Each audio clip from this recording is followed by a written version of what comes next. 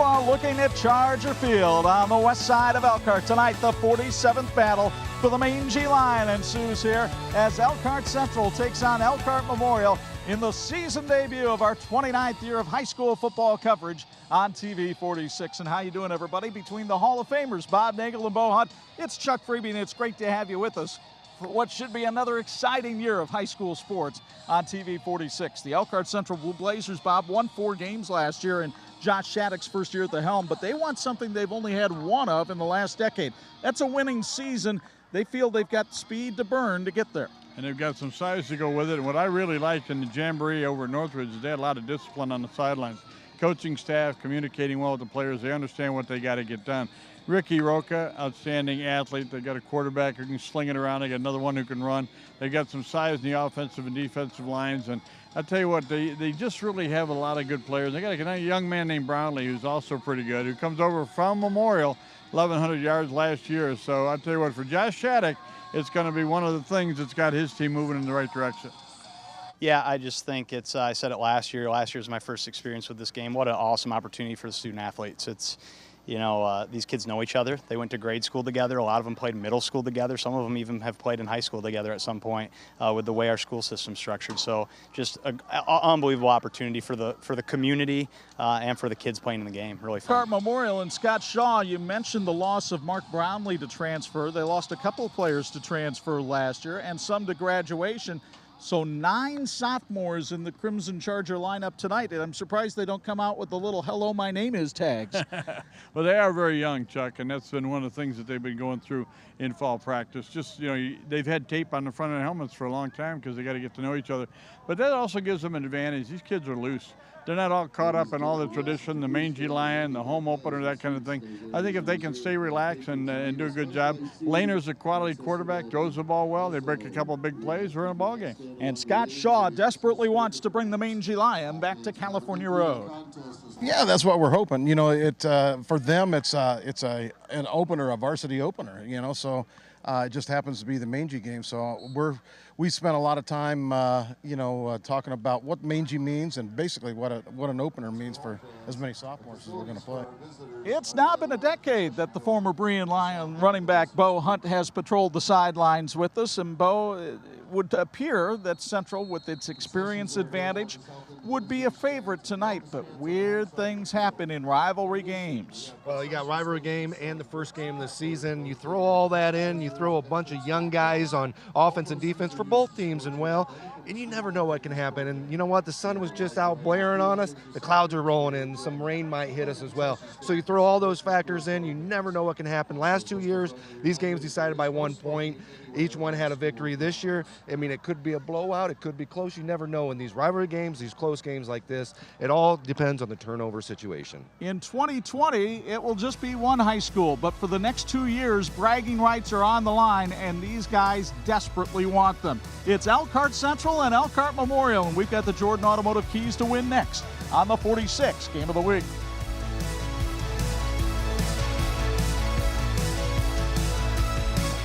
This is the WHME TV 46 High School Football Game of the Week, brought to you by Thor Industries, Bethel College Admissions, Teachers Credit Union, Bill's Heating, Jordan Auto Group, IU South Bend, Electrical Workers Local 153, JV Macri Orthodontics, Crown Trophy, Imagineering Finishing Technologies, and the IHSAA.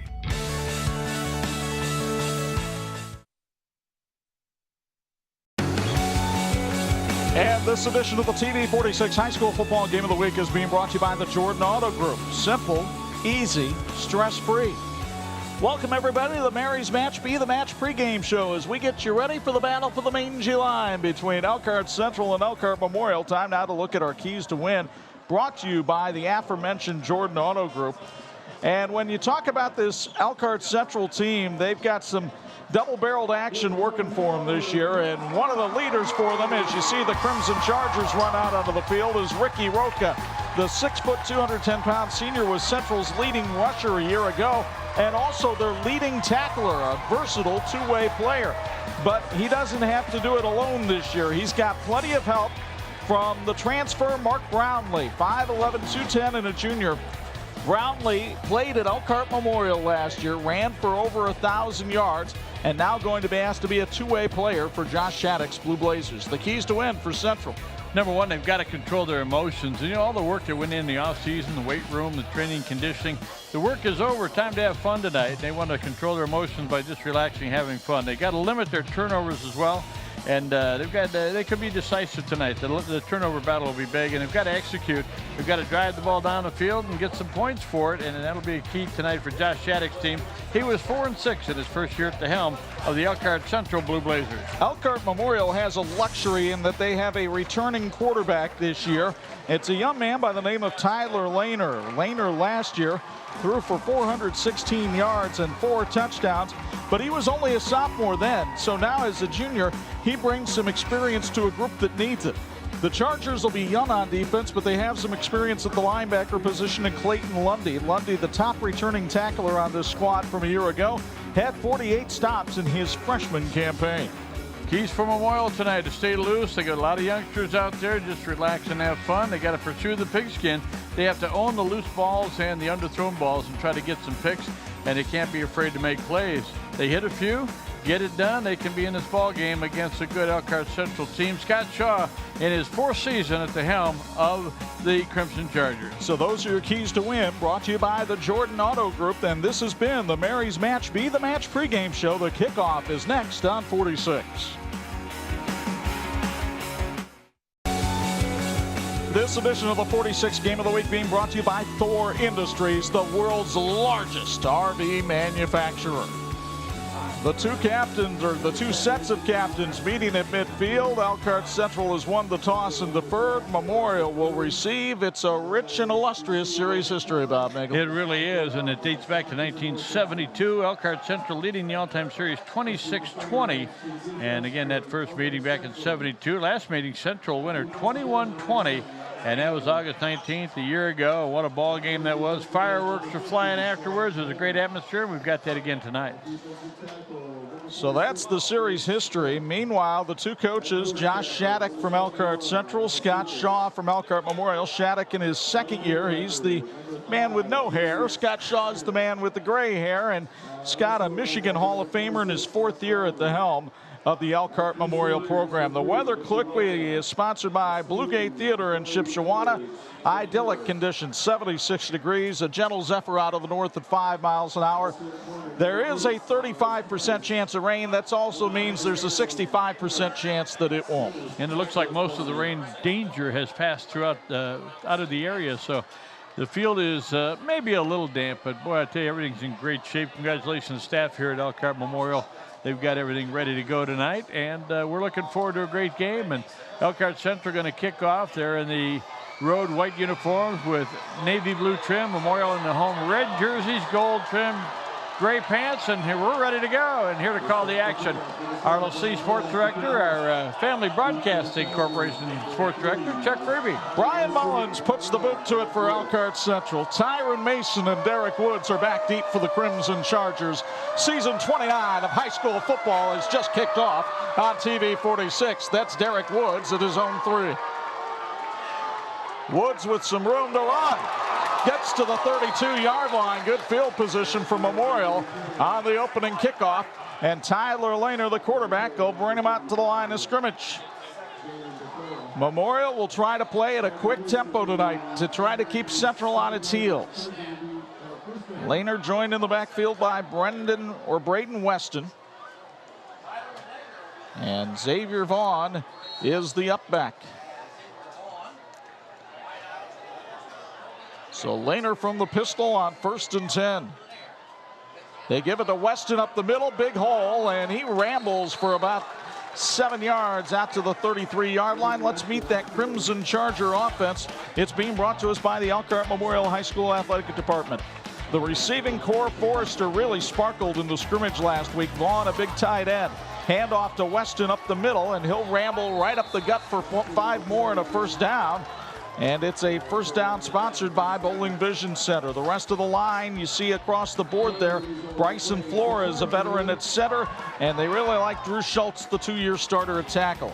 1st and 10 from the 38-yard line. A pair of running plays right away for the Chargers. They went behind Flores, the center, twice. Now Lehner over the middle, completes it, and it's caught by Cameron Shaw for a first down to the Blazer 46-yard line. You'll get another look courtesy of Bethel College Admissions. Memorial making use of the offense here, and Shaw took a licking and kept on ticking. Well executed, one-step drop. Didn't have to drop back hardly at all. Just took one step back and let her fly. Had a man cutting across the middle. Another first down. They spot the line of scrimmage at the Blazer 45. Lehner again, hands off to Weston. This time not much room to run. Linnell Cephas comes in and makes the hit, the transfer from Memorial. Let's meet the Blazer defense. It's sponsored by the Elkhart Central Athletic Department. Cephas joined by Sean Holman, who had a strong year last year. They really like the linebacking core of Brownlee and Stymack, and Ricky Roca, the leading tackler a year ago. Pickup of 2 on first down. It's Lehner keeping it himself up the middle, and he dives forward for 5, and it'll be 3rd and short for the Chargers. Pretty nice execution by Memorial, Chuck. I love the pace. They're in that huddle. They're out. They're lined up, going with no huddle and executing. Linnell Cephas trying to get off the field, and he just did in time. 3rd and 3. Weston up the middle. First down Chargers. He plows forward for 4. And Braden Weston having a very effective first drive here, carrying the football. He ran for over 300 yards last year for the Chargers. Well, you got your quarterback running the football effectively. You got him throwing it well, and you've got a good spurt in that offensive line. Again, it's Weston right up the middle, finding running room, picks up about 3 this time before the Blazers are able to whitewall it. It'll be 2nd and 7. 15 yards and 4 carries for Weston. The one thing about this tempo as Weston comes out and Derek Woods goes in is it really is going to take a toll on that Central defense, but it doesn't run a lot of time off the clock when Woods, with fresh legs, is met in the backfield and stopped by Mark Brownlee. The former Crimson Charger roars in from linebacker and makes the hit 2 yards behind the line of scrimmage. It'll be 3rd and 9. Pretty good pursuit right there. Brownlee had him wrapped up after Rodney McGraw came roaring in from the end. So now 3rd and long in a passing situation for quarterback Tyler Lehner. Lehner wants to throw, and he's hit in the backfield and brought down. Excellent pursuit that time by Elkhart Central. Roaring in was Kenneth Dennis, the sophomore cornerback. He's a transfer from Mishawaka.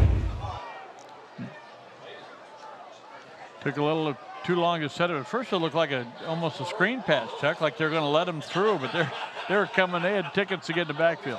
Graham Eli is the punter for Memorial.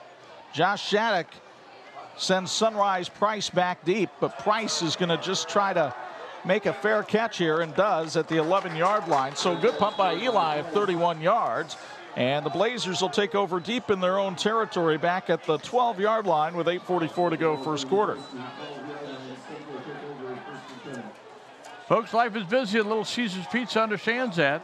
Their fast service and great low prices will have you taken care of and out of the door in no time. Little Caesars, hot and ready. Items are ready to go, and you are. One-topping pizzas, wings, and breadsticks are just minutes away from their oven to your table with 5 locations in Elkhart. Remember to stop by their newest location, now open on US 331, or US 33 rather. Little Caesars, pizza. Senior Bryson Sherwood gets the starting nod tonight at quarterback, but the Blazers will rotate their quarterbacks tonight.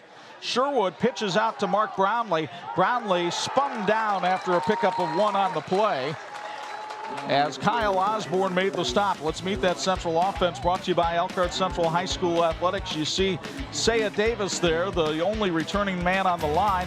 The receiving core, Kyron Pearson heads that up. Look for Brownlee and Roca to split the carries in the backfield. On 2nd and 9, it's Brownlee around the left side with room to run. Fumbles, but he fumbled out of bounds at the 19-yard line, short of the first down. It'll be 3rd and 3 and gives us a chance to meet the Memorial defense, sponsored by the Elkhart Memorial High School Athletic Department. Wanye Hudson can squat 500, takes up a lot of room in the middle. Clayton Lundy, a very solid linebacker, joined by Nathan Savis. And then that secondary will get tested tonight with guys like Darjon Lewis and Derek Woods manning the corner slots.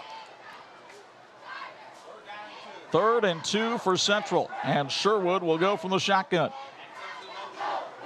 And Sherwood, Statue of Liberty to Ricky Roca, and Roca manages to get the first down up to the 23-yard line. First down for Central, and it's sponsored by the Vine. About a 4-yard pickup for Roca. Folks, Thor Industries loves this time of year because the team pride is on full display. That team culture from Friday Night Sidelines extends to our Thor Industries team. Build your future right here in Elkhart with one of Thor's excellent career opportunities. Get started today at thorindustries.com. 3 receivers to the right of quarterback Bryson Sherwood. Dominic Davis in motion. Sherwood wants to throw and hits Davis coming out of the backfield, but they read that well, did the Chargers. Dylan Ross, the sophomore and the son of the athletic director, Jackie Ross, comes up to make the stop. Pickup of a yard in the play, and now the Blazers want to go tempo. We may see more plays than the Shakespeare Festival here in the first quarter. That's been going on at Notre Dame the last couple of weeks. 2nd and 9. It's Sherwood on the keeper up the middle. Lost the football. Memorial has it. Nathan Savis with the recovery. And the Chargers, a flag comes in late, but this is a turnover by Elkhart Central.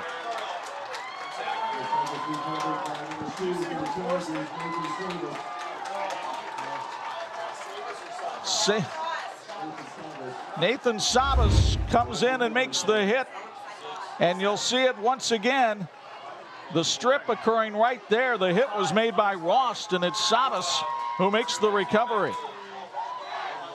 And then we have a face mask against Elkhart Central, and the Chargers will be going half the distance to the goal line here and have it 1st and 10 from the Central 17. Inauspicious beginning for the Blue Blazers. First turned over the ball game. We talked about how important those can be early in the season. 16-yard line, 1st down and 10. And Lehner wants to go for the strike right away. He's flushed out of the pocket, though. He'll go on the run. Lehner inside the 10, down to the 7. He'll be just short of the first down. You'll mark him about the 6. Could be really close. That was something Tyler Lehner did not do well last year. He was not much of a scrambler for Elkhart Memorial, but he has added this to his repertoire this season. And he's gotten a little bigger, Chuck, a little bit stronger, as will happen in the offseason.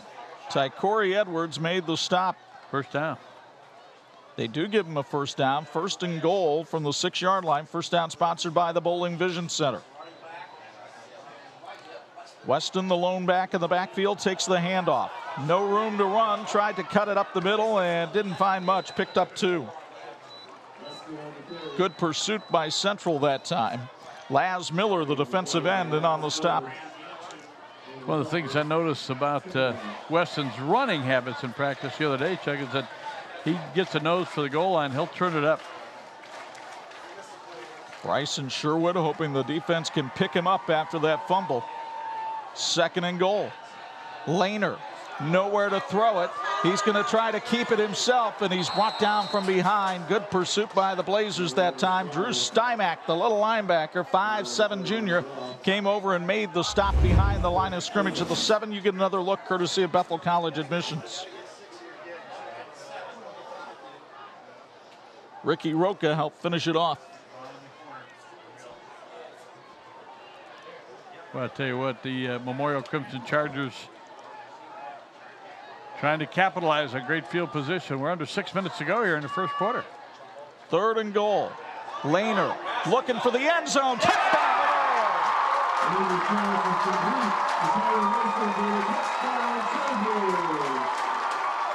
Tyron Mason hauls it in, and the Crimson Chargers draw first blood.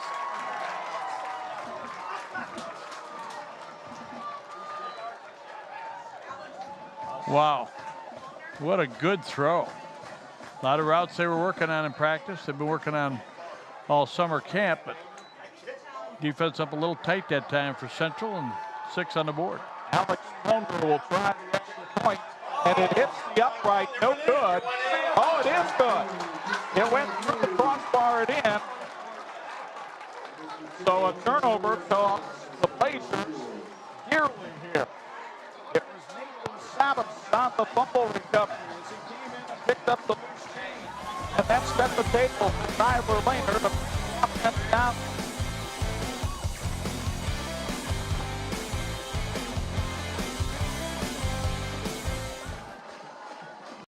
This edition of the 46 Game of the Week is being brought to you by Indiana University South Bend, fulfilling the promise.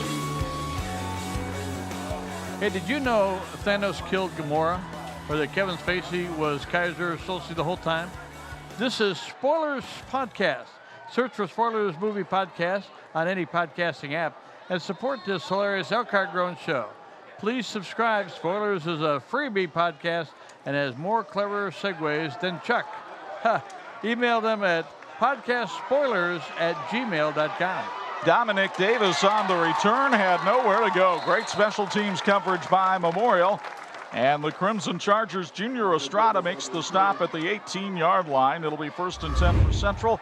One more look at the touchdown pass from Laner to Tyron Mason. 16 yards on the drive, 4 plays, picked up a first down, a Memorial.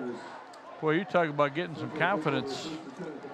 They've had a couple of good moves. They went from their own 27 down inside Central territory, and they got the turnover and turned into points. An excellent route run that time by Mason as well. So let's check out the second possession for Bryson Sherwood as the Blazer quarterback. Mark Brownlee, the lone back behind him, trips to his left. Sherwood looks left. There's Ricky Roca. Roca working his way upfield to the 24-yard line. Pickup of about 5 or 6 on the play. Roca only caught 9 passes last year, but he was the Blazers' lead running back last season. And a nice way to get your guys some confidence again as they called a little dump-off pass. And well, your guys are a little shook up after the turnover and gets a positive play there. Credit him with 5 on the play. It's 2nd and 5 from the 24. Sherwood again from the shotgun. Pearson in motion. It's Brownlee on a counter play, and they were waiting for him. Clayton Lundy, the sophomore, who made 48 tackles as a freshman, started in this game a year ago as a freshman middle linebacker in his first game out of middle school, and he comes up and makes the stop. Impressed with Memorial. Just it seems like they are got their helmets on right. Scott Shaw said his sophomores would not be blinking. They had success at every level of football that they've played. They expect to have success tonight. Sherwood threw it behind Roca. It's incomplete. 4th down in a punting situation for the Blazers. Play was open. It was not executed. No, it wasn't a very good. Wasn't a very good play. Pass was behind him. So now Brian Mullins comes on to do the kicking for Elkhart Central. And Elkhart Memorial will send Derek Woods and Dylan Rost as the deep men. Dylan Ross very fast back there. Rost and Woods will stand inside their own 40. Mullins was the backup to Jacob Kaiser last year, but is a quality kicker, and he shows it here. End over end. Rost fair catch at the 39. Good field position again for Memorial. Their special teams have done a nice job for him tonight. 37 yards on the punt. And a fair catch. Folks, the owners and staff of the Vine would like to wish the teams well in tonight's game. The Vine is your frequent destination for a casual lunch or a special dinner occasion, located in downtown Elkhart. From delicious steaks and seafood to specialty dishes created by Chef Cappy, make the Vine in downtown Elkhart your dining destination this weekend. For more information or reservations, give them a call at 574-970-5006. The Vine. First quarter tonight brought to us by our friends at Little Caesars Pizza in Elkhart. Handoff, Braden Weston. He jitterbugs his way up the field to the 46-yard line. Good run by Weston, pickup of 7. And early on, Bob, the Elkhart Memorial offensive line opening up some holes in this running game. They are, and it has a lot to do with timing. It's not necessarily bulk because Central's got some big guys out there, but the timing has been really good. Handoff to Weston again, off the right side. This time he's bulldogged down from behind by Bethea. After a pickup of about 2, it'll be 3rd and short. Jalen Bethea on the stop there. Had some help from Laz Miller. 29 yards rushing so far here in the first half for Weston. 3rd and 1. Scott Shaw will stick with the pistol here. And he'll stick with the running game. Weston off the left side, first down, sponsored by the Bowling Vision Center. He's into Blazer territory at the 48. Great example there, what I talked about earlier, Chuck. He was going on the outside, looked like he had a little bit of leverage, but you need to get the first down. And when he saw it, he turned his nose right up the field. He's going to the outside here, plants his foot, gets up inside, got the first down, gain of 4. Here's Weston again. Stopped and dropped after a pickup of 2. That play just never really seemed to get off the ground. So it'll be 2nd and 8. The Chargers have had the ball almost the entire first quarter. Central has only had it for about 6 plays here in the first quarter. 2nd and 8. Lehner hands it off to Weston. Nowhere to run this time. Mark Brownlee in the backfield. A loss of 4 on the play. And Brownlee, the former Memorial player, gets his 2nd tackle for loss already tonight. You think he's a little fired up for this one? I think he's a lot fired up. Made a good read there. And, of course, he knows the plays and how they like to run them at Memorial. He did that last year. Now, Memorial says it has changed its offense around a little bit. And they certainly didn't play with this kind of tempo last season. 3rd and 11. Lehner, the veteran quarterback, looks to throw. Has time. Now flushed out of the pocket. And he's going to be dragged down after a pickup of 2. Looked for a moment like he had an open receiver, but he didn't see him. And then Big Jake Smith came a-calling and helped make the stop. You get another look courtesy of Bethel College admissions. The Elkhart Central Athletic Department welcomes all of the students back for another exciting school year. We wish all of our Blazer student athletes a successful season in the classroom and with your athletic endeavors. And remember, once a Blazer, always a Blazer. You know anything about that, Chuck? Sure do. I heard that from Tom Kurth a lot during my tenure at Elkhart Central. Graham Eli to do the kicking again. Hangs one out there. It's fielded at the 12-yard line. This is Sunrise Price going down to the 22, so a nice 10-yard return for Central that time. And they'll have a little bit better field position. This has been not only a hotly contested rivalry over the years, Bob, but a very close one. The last 3 games in this rivalry have been decided by 3 points or less, and 16 of the 46 have been decided by less than a touchdown. 46, interesting number. Yes. Yes. 1st and 10 for Elkhart Central. Sherwood stays in at quarterback, hands off to Kyron Pearson, his first carry of the night. And Pearson, who scored a touchdown in this game last year, picks up about 3 on the play. It'll be 2nd and 7. Kyron, a 3-sport athlete, a senior at Elkhart Central. Using a lot of different people in that backfield tonight. Already. 2nd and 7. If you like fast-paced action, you've come to the right place tonight. Moving right along. They have to get Bo Hunt in the bullpen and get him loose for that end of the first quarter report. Brownlee up the middle. Brownlee behind a wall of blockers has the first down, sponsored by the Vine, an 11-yard pickup. And it'll be credited to Brownlee, but really give it to the Blazer offensive line. Big Hoss is right up front there, moves some bodies off the ball. Going without a huddle. They went behind Jacob Summer and Sean Holman that time. They're going to try it again. Brownlee squeezes out about 3 this time. It'll be 2nd and 7 as we hit the final minute of quarter number 1 on the Thor board, the Thor Industries scoreboard. For the finest dining, look no further than the Bristol Street Cafe, located at 500 West Bristol Street in Elkhart, serving an outstanding breakfast and daily lunch specials until 2 p.m. Bristol Street Cafe will satisfy your entire family's appetite. Bristol Street Cafe is a proud sponsor of Elkhart Athletics. 2nd and 8. Sherwood again hands to Brownlee, this time off the left side, able to spin forward to the 42-yard line, pick up a 4 on the play. And it sets up a 3rd and 4 for Central, and we'll see if Josh Shattuck wants to run one more play here or if he'll take it to the second quarter.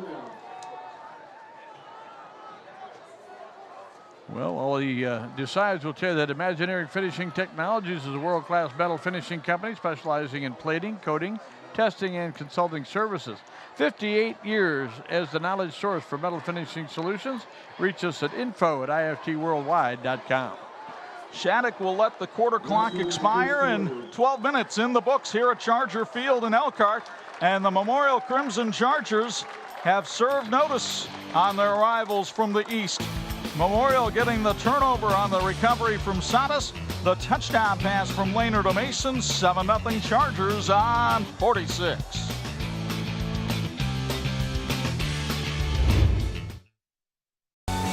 This edition of the 46 Game of the Week being brought to you by Bethel College Admissions, equipping for lifelong service. Speaking of service, you get good service from Bill's Heating, and they service our sideline report. Bo Hunt down on the sidelines tonight. Your thoughts on quarter number one, Bo? Well, quarter number one had a lot to do with that offensive line, defensive line for Memorial. They really hung in there, and they determined the game so far. I think the way they're able to really move that line of scrimmage on both offense and defense, really shut down Central's running game, has a lot to do with why they're up 7-0. Of course, talked about at the beginning of the game, turnovers. That's going to win or lose this game. That first turnover by Central, Memorial was able to capitalize on that, take that 7-0 lead going into the second quarter, guys. First quarter numbers, Bob. Well, it looks like Memorial, they had good field position. They had the one early drive that got them into the positive position. 57 yards of offense, including a 3-yard touchdown pass. Elkhart Central with 5 passing, 27 rushing for 32. Memorial 20 yards through the air, 2 out of 2 so far for Laner. Now the sun comes out from behind the clouds. This will be a problem for receivers on the far sideline looking back towards the quarterback. Sherwood, so hands off to Brownlee up the middle, and again Brownlee with a surge, awfully close to the first down. It all depends on the spot here from the line judge. Looks like he might be just a hair short here, partner. Do you go for it on 4th down? I think he got it, and so does Mike Monahan, and he signals first down for Elkhart Central. It's sponsored by the Vine. And there you see the shadow of the press box here at Charger Field coming on to the field. That might be the only reprieve for a receiver out on the field right now. So we'll see if that forces these two teams to keep the ball on the ground here in the second quarter until a friendly cloud comes by. Sherwood looks to throw, has time over the middle. Dominic Davis couldn't quite get there. Sherwood will go back and look at the film and find that he had Spencer Stalker wide open on a post route and didn't see it. Wouldn't it be great to work for a company where their employees are the most valuable asset? Well, now's your chance because Rescor is hiring. They have production positions available in a team-driven environment with excellent benefits that include medical, dental, and a 401k. Working for this steadily growing company isn't just a job, it's a career. To learn more about joining the Rescor family, visit the website at rescor.com. That's RESCHCOR.com. Josh Shattuck is going to take a timeout here. We'll keep it here with 11:27 to go first half. I just want to take you back to last year's game. There was a play in last year's game where Central's quarterback had a player wide open, didn't read it right, threw an interception that wound up leading to a Memorial touchdown. Shattuck came back to that same play in the very next play of the next possession and hit it for 35 yards. I wonder if he might do the same thing here, Bob. Well, I don't disagree with you, partner, and there were aspects of that last play that were pretty good if the ball was thrown correctly. I'm a little surprised, I guess, and not trying to outcoach the coaching staff from Elkhart Central, but I thought we might have seen Isaiah Chandler in there to start the second half. You see up at the top of the screen there where Spencer Stalker was wide open. Yep. So you wonder if that might come back. But, yeah, you do wonder because Josh Shattuck told us both quarterbacks were going to play. You understand where, okay, Bryce and Sherwood, you might not want to put Chandler into that situation where it's 3rd and 5 right away for his first play of the game. But at some point, I think he wants to take a look at Isaiah Chandler under game conditions. And he's a pretty good athlete. Folks, at Sanders and Pianowski, professional service to their clients is their first and compelling priority. The firm of Sanders and Pianowski want to take time to wish both teams well in tonight's game. Serving the Elkhart community for decades and decades yet to come, Sanders and Pianowski on the Riverwalk in downtown Elkhart. This time, Roca, the uncovered receiver, but they go to Pearson on a jet sweep. Kyron Pearson to the outside. And Pearson finally shoved out of bounds after he gets the first down in Charger territory at the 43. First down sponsored by the Vine. Well executed play. You saw a lot of jet sweep from Elkhart Central last week in the scrimmage, didn't you? We did, and you know, when you got so many other weapons, you got Roca, you got some wide receivers, and that was a good look there. Good changeup. Bunch formation here. It's Brownlee around the right side this time. Brownlee is loose. Mark Brownlee to the 5-yard line. Brought down from behind by Junior Estrada. And the temper's starting to flare a little bit between Brownlee and his former teammates at Memorial as you get another look from Bethel College admissions. Brownlee now with 48 yards rushing on 5 carries rather. Estrada handled the straight arm and brought him down, and now Sherwood throws. Brownlee trying to get to the end zone. Touchdown, Elkhart Central. Boy, if that's the way that play was designed, it was a nasty looking design, but it worked. So Mark Brownlee bites the hand that once fed him, and the folks clad in blue and white across the way celebrate their first score of the night. And Central with a chance to tie it up with an extra point. I'll go on a limb and say that's not his only touchdown of the year. Brownlee last year scored 4 touchdowns running the football for Elkhart Memorial. And now it's Brian Mullins on to try the extra point out of the hold of Bryson Sherwood. Central a man short, so they've got to get another body out there.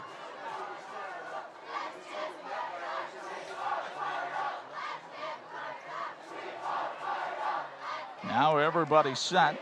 5 left on the play clock. The snap a little high, but Sherwood got it down and Mullins put it through. And with 10:58 to go in the first half, we are all knotted up. Mark Brownlee did the yeoman's part of the work on this scoring drive. First, he raced 44 yards inside the 5-yard line, and then he hauled in the touchdown pass from Bryson Sherwood, a little shovel pass right there, and we're knotted up at 7 between Central and Memorial on 46.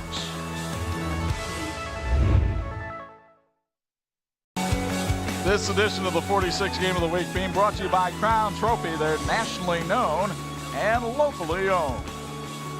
Chuck Freeby, Bob Nickel, Bo Hunt back with you at Charger Field on the west side of Elkhart on the campus of Elkhart Memorial High School. And the battle for the mangy line, a good one so far. Impressive scoring drive for Elkhart Central. They go 78 yards in 9 plays, picked up 4 first downs. The 3-yard touchdown pass gets them on the board. The extra point good. 10:58 left to go in the second quarter. That drive took 2 minutes and 7 seconds. So Brian Mullins gets ready to put the boot to it. A high spinning kick, and it'll be taken by Mason at the 8-yard line. Tyron Mason brought down by a cadre of white jerseys at the 18. Return of 10 yards on the play, and well, for Mark Brownlee to put up numbers, that's not a surprise, as he was able to do that last season for Elkhart Central. He was 11th among Indiana sophomores last season while rushing the ball for Elkhart Memorial for 1,011 rushing yards last year. Pretty good numbers. And speaking of which, come see your Edward Jones Elkhart County Investment Advisor for all your investment needs. Have a 401k to roll over? Need to create a retirement roadmap? Call us, Edward Jones Elkhart County Investment Advisors.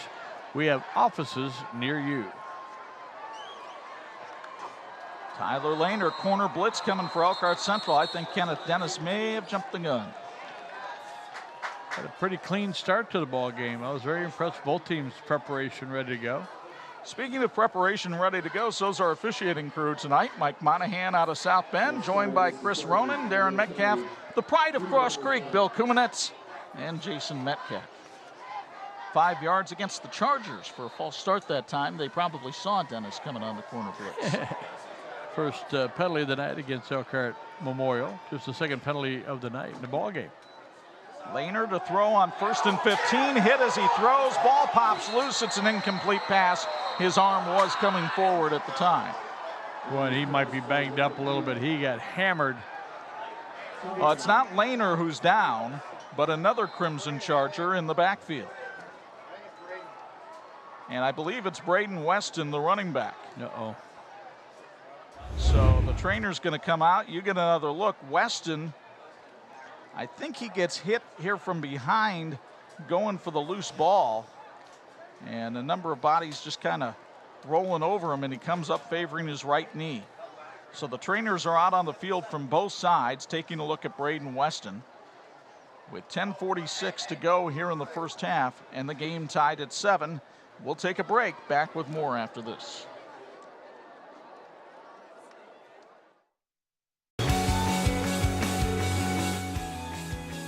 Coming off the field down at the left end of the field under his own power, the trainers walking next to him. Elkhart Memorial High School congratulates Unified Track, who brought home the first state team championship. Elkhart Memorial loves their student athletes with 207 championships in sectional, regional, semi-state conference play, which include 2 state runner-up titles, 1 IHSA Mental Attitude Award winner, 19 individual state champions. This school year, Memorial will host the volleyball, wrestling, and baseball sectionals for the IHSA State Tournament Series. Go Chargers, proud of your accomplishments. Lehner scrambling, ball knocked into the air, Ricky Roca interception. Roca down the sidelines, touchdown, Elkhart Central. They were able to get pressure on Tyler Lehner. He tried to make something happen, and the ball popped up into the air and into the waiting arms of Roca, who gets the pick 6. Roca in from about, 12 yards out? Took the time, made sure he caught it, turned upfield, got in the end zone. And Roca will get to wear the turnover hat if he ever comes off the field. They've got something similar to the old Miami turnover chain now at Elkhart Central, a little construction hat that they'll wear. Problem for them is Ricky Roca doesn't come off the field very often, so I'm not sure he's going to be parading around in it. First lead of the season for Elkhart Central. Brian Mullins is on to try the extra point out of the hold of Bryson Sherwood. The snap is good, so's the kick. 10:35 to go in the first half, and the Blazers have roared in front thanks to the defense of Ricky Roca. Take another look, Bob, on the Bethel College admissions replay. And you see when the ball goes up in the air, not much Lehner can do about it. The defense was in again. See who gets a mid on it. Trying to buy some time and some room, and there's a pretty good smack right there. It was Mark Brownlee who got the hand on it, and then Roca took it in from 16 yards out. 16 yards out is correct. That doesn't take long to recap that scoring drive there. And there's Josh Shattuck talking to Ricky Roca about that return. The official also over there. I think the officials are wise to try to get a handle on the emotions of this game right now. It's becoming a little bit frayed on both sides. Folks, get ready for not 1, not 2, but 3 great shows at the Blue Gate Theater this season. Enjoy an evening with Amy Grant on September 7th. Point of Grace will be in on December 7th, and Building 429 on January 11th. For tickets and information, visit BlueGateTheater.com. The Blue Gate Theater, quality entertainment with a small town feel. Bo Hunt, you're talking to some of the officials down there. What's going on down there on the sidelines? Hey, it's the battle for the mangy lion. You know that. There's going to be a little bit of tempers flaring, a little bit of back and forth, a little bit of, talking nice and polite back and forth. So it was just a little bit more than that, maybe a little bit of pushing going on that a little bit unnecessary from some guys that weren't expecting it, and guy fell down. So they just gave him a 5-yard penalty and gave him some warnings. So. Hey, Bo, anything like the old days with Bremen and Jimtown? Who? Bremen who? Boy, there was some fever going in those games. Helped start our great tradition of covering high school football. That's when a lot of people first heard about Bo Hunt, was watching the game of the week with you and Craig Wallen back in the early 1990s when this series started. Lou Holtz used to watch those games. I'm going to tell you something, those are 2 well-coached teams. You can go on and on. So Brian Mullins with the kickoff. It's spinning, and Derek Woods will take it at the 5. Woods up the middle. Woods still on his feet. Derek Woods in a foot race. Mullins finally got him at the 25. What a kickoff return by Derek Woods.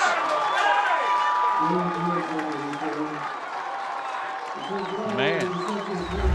A 70-yard return by the Charger speedster. He got some great blocking. He'll take some grief, though. He couldn't outrun the kicker. Well, He was pretty well gassed, I think, by the time he got there. 25 First and yard 10 line. at the 25. How you want to answer back. And a new quarterback coming in the game now for Elkhart Memorial. Dylan Rost will take the snaps. He's got Ivan Sun next to him, but it's Rost working his way up the field, and Rost goes for 9 yards on first down. Well, Scott Shaw told us at practice this week that this would happen, that he would run Dylan Rost in there just as a change of pace, and maybe a good time to do it to give Lehner a chance to settle down after the pick six. Well, and he's so quick. Got in there, nice job, picked up 8 yards on his first carry. 2nd and 2, it's Rost again off the left side. Jitterbugs his way to a first down. It's sponsored by the Bowling Vision Center. And it'll be 1st and 10 for the Chargers at the 15. And imagine what it must be like for his mom, Jackie, the Charger athletic director, who normally watches the games with a wary eye anyway, but now No really question. keeping an eye on it. She said, I didn't mind when it was grade school, but they're a little bigger these days, so some popping going on. Lehner back in the game, hands it off to Ivan Sohn. He's shifty, and he gets 8 yards on the play to the Blazers 7. So Sohn, who a teammate told him to stay low this week, I said, dude can't help it, he's 5'5". Pick up a 7 on first down. Scott Shaw calls Sohn a water bug, and the water bug got smashed that time by Jake Smith in the backfield for a loss of 2. So Smith, the Blazer defensive end who wears that coveted number 46 that every player should want, No question.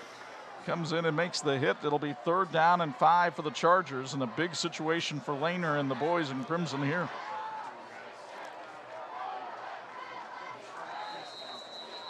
Derek Woods joins Lehner in the backfield, and a timeout will be taken by Elkhart Central.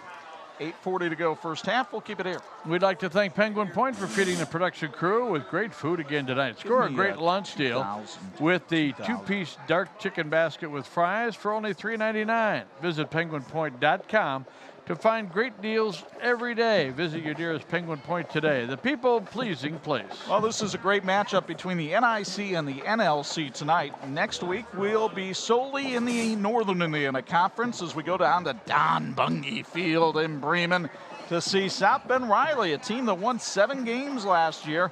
Jarvis Edison feels he's got things turned around on the south side. They have to go and take on an experienced Bremen squad that was very young last year. We'll see you Friday night, 11, Saturday morning at 9. Bo, what are you hearing from down in the homeland about the Bremen Lions this season? A lot of excitement down there, guys. Like you said, a lot of young guys played last year. They lost a lot of guys from the year before that, but a lot of excitement down there to see what they're going to do. They got Tippy Valley tonight, of course, but you know, Riley's really turned that program around last year, and it's going to be a tough matchup for the Lions and the Wildcats next week, guys. Bo Sideline Report brought to us by Bill's Heating. Teachers Credit Union understands the importance of growing your future. Whether you're growing your family, your square footage, or your business, Teachers Credit Union is here for you with financial solutions that will help you succeed. Visit tcunet.com to start growing your future today. Federally insured by the NCUA, they are an equal housing opportunity lender. Derek Woods off the left side, taken down from behind by Ricky Roca. 4th and 5. Tyler Lehner wants to go for it here from the 10. Well, last week in the scrimmage, Bob, I saw Memorial run a pretty good fade route to the corner of the end zone with Javon Forrester. And he would appear to have single coverage to the outside here as the Chargers make some wholesale substitutions. Scott Shaw wants a timeout to talk about it. Not a bad idea as they look at the possibility of a game-tying touchdown with 8:08 to go first half. you're not going to have too many opportunities in the opposing territory like they've had tonight. Been an impressive start for both these teams. Well, we talked about 29 years ago what it was like for you and Craig Wallen to call Bremen and Jimtown. Technology has progressed, and we'd like to welcome those watching the game live on Facebook Live tonight. Something that was not even thought of 29 years ago. Was there even the internet when you started doing these games? No, I can remember doing some things on radio where you had somebody at another game that you could throw it to them and somebody could flip a switch back at the station. And that was considered big time. That was big time, but you did that during the playoffs once in a while. But to be able to do it on Facebook was great, and it's been so great, the Facebook involvement we've had at the station, being able to update people on some of the big rivalries, some of the things happening during the course of the summer was fun. If you missed it tonight, we did a little segment called 46 Picks, and we picked a number of the high school games around the area on Friday night about 5:30, 5:45, and we'll try to make that a Friday night staple for you. So Memorial looking at a 4th and 5, trailing by a touchdown. Lehner to throw to the end zone, intercepted. It's picked off by Vinny Ambrose, and Ambrose returns it to the 6-yard line, and that's where the Blazers will take over. Ambrose, only a sophomore, but he comes up with a huge pick right there. Well, the turnovers we thought would be important, and they have been. 2 for Memorial, 1 for Central. Now, Ambrose may learn as the years go along to just bat that ball down. They would have had a little bit better field position. But that's pretty tough to tell a sophomore in his first varsity game. No question. They've got time to go down the field, too, so Memorial's got to step up. And it's still Bryson Sherwood at quarterback for Elkhart Central. And Central, not happy with the way things look, will burn another timeout. With 8:02 to go in the first half, we'll take it as well. The Blazers up by 7 on their city rivals in the battle for the Mangy Lion on 46.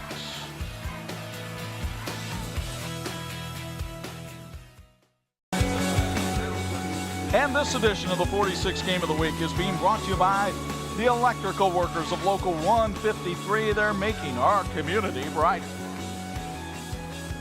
Chuck Freeby, Bob Nagel, and Bo Hunt, great to be with you on a Friday night in the city of the heart. Tyler Lehner, the quarterback, looking on. He's been picked a couple of times by this Central defense tonight. But it's the Blazer offense that has it deep in its own territory, Bob. I'm a little surprised some of the players that we noted have big skill sets and can really contribute to Memorial. We haven't called all the names so far tonight, but I think one of the things is Elkhart Central obviously did some scouting, and they've got some people marking those guys. So the Blazers burned their last time out of the half with 8:02 to go before halftime. And they're staying with Bryson Sherwood at quarterback. And he'll hand it, keep it himself in the backfield and brought down for a loss of 4. A lot of confusion right now in that Blazer backfield, and they've got to be careful here in the shadow of their own goalposts. Looked like a pretty intricate play that didn't develop very quickly. So looking at a 2nd and 13 now for Elkhart Central. Memorial with a sizable defensive line,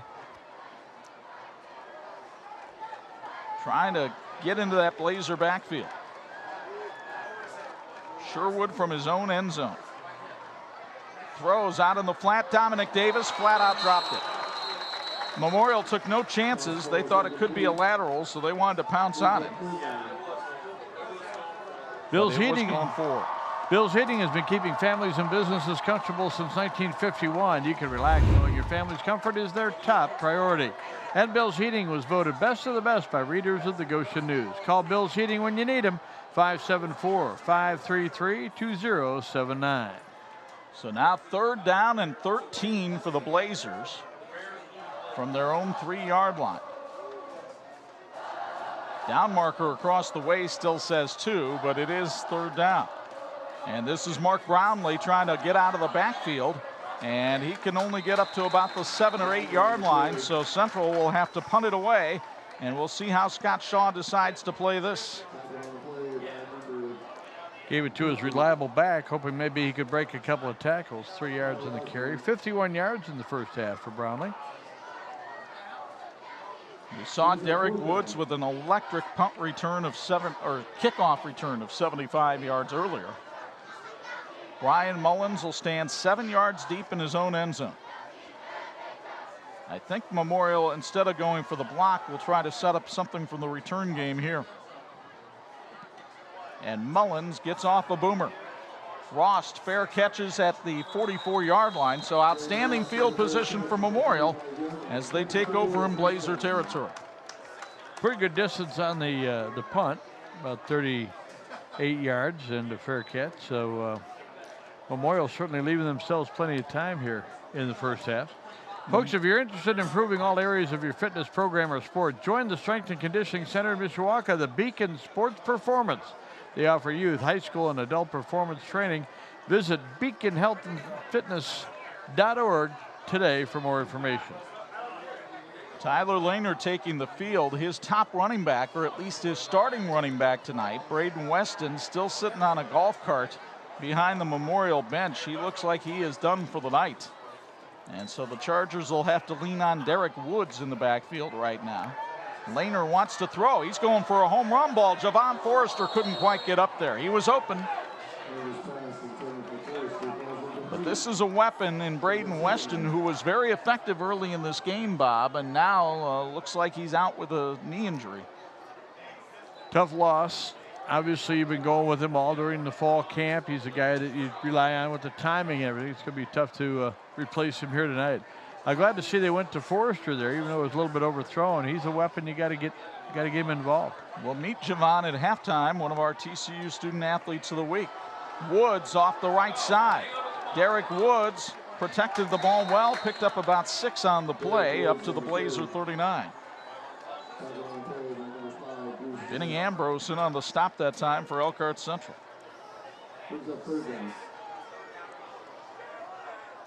Woods now with positive yardage on the night. His first carry was a -1. Woods part of a very talented sophomore class here at Elkhart Memorial. Lehner, the junior, steps up, throws it out of bounds. He had pressure coming right in his face. So 4th down and 4, and Scott Shaw has a decision to make here. Does he have his punter try to pin Central deep, or does he try to pick up a first down and keep this drive alive? During the ball game, they went for it. 3rd down, didn't get it. I thought they might be in 3-down territory on that first drive, but they lost yardage on that play. They lost 8 yards, and they had to end up punting the football. So Laz Miller was able to get a hand on Lehner's arm that time. No backs in the backfield protecting Lehner this time. And Memorial, the whistle blew before that play got underway, and Memorial took a timeout with 5:51 to go in the first half. Now, folks, as we told you, life is busy, and Little Caesars Pizza understands that. Their fast service and great low prices will have you taken care of and out the door in no time. Little Caesars hot and ready items are ready to go when you are. One-topping pizzas, wings, and breadsticks are just minutes away from their oven to your table with 5 locations in Elkhart. Remember to stop by their newest location, now open on US 33. Little Caesars. Partner, help me out here. Pizza? Pizza. Thank you. We mentioned Woods, part of a talented sophomore class here at Elkhart Memorial, and Scott Shaw, of the 22 starting spots tonight, had 9 sophomores in his lineup, but he's not really troubled by that. They only lost 1 game in 7th grade. They went undefeated in 8th grade. And then last year, they only lost 1 game as a freshman group. And that was the season opener against Northridge. He said if we had it to do all over again, we probably could have run the table with them last year. So they come in here expecting to have success. Well, and they've worked hard. And as we said going in during practice this past week when I was over there, there wasn't a lot of confusion. There wasn't a lot of signs that there was a young team. The guys were ready to go and were willing to work hard, and they seemed to have a great attitude on that practice field. And Scott Shaw credits Tyler Lehner with doing a lot of the leadership in the offseason. The junior quarterback trying to push this group to even higher standards. He'll try to push them to a first down here on 4th and 4. And Lehner couldn't complete it as he tried to throw over the middle, and Ricky Roca was there to knock Ben Roby to terra firma. So the pass falls incomplete, and Central takes over on downs. Chuck, just the way it was set up, it looked like the old hook and ladder. They were going to hit 82 over the middle, and he had a guy coming underneath, but Roca blew the play up. There was no chance of that being successful. So Roca, who last year was an offensive star for the Blazers, doing things on defense tonight to help them out. And Central winds up with some of its best field position of the night up to the 39-yard line, and we continue to see Bryson Sherwood at quarterback. Well, 5:47 to go. There certainly is time for Central to try to put something together here. Sherwood with Brownlee to his right in the backfield, but Sherwood wants to throw, and he's going out for Kyron Pearson, who's got it. Pearson behind Derek Woods. Woods finally gets him down at the 10-yard line. A 51-yard pickup for Elkhart Central and a first down sponsored by the Vine. Pearson ran so fast he came out of his own shoe. You'll get another look at it on the Bethel College admissions replay.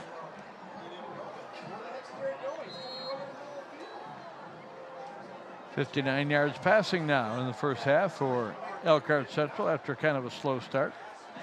Brownlee around the right side. Brownlee bouncing off of people. Mark Brownlee down to about the 3-yard line. And it'll be a pickup of 9 on the play and 2nd and 1. 60 yards in the first half for Brownlee. And now Bryson Sherwood comes out. And now Isaiah Chandler, the 6'2 junior, comes in at quarterback. Chandler, 3 for 5 last year as a signal caller on the varsity for 17 yards and a touchdown. That came in their win against Clay. And when he comes in, you're thinking run. He's got maybe a little more prolific running style. But you got a runner in there and he throws the ball, you might catch him. He hands it to Kyron Pearson, and Pearson is taken down near the line of scrimmage, but it will be close to the first down as well. Only needed 1. Looks like they're going to mark it around the 2. And they say Pearson is about a foot short of the first down as the clock continues to tick late in the first half.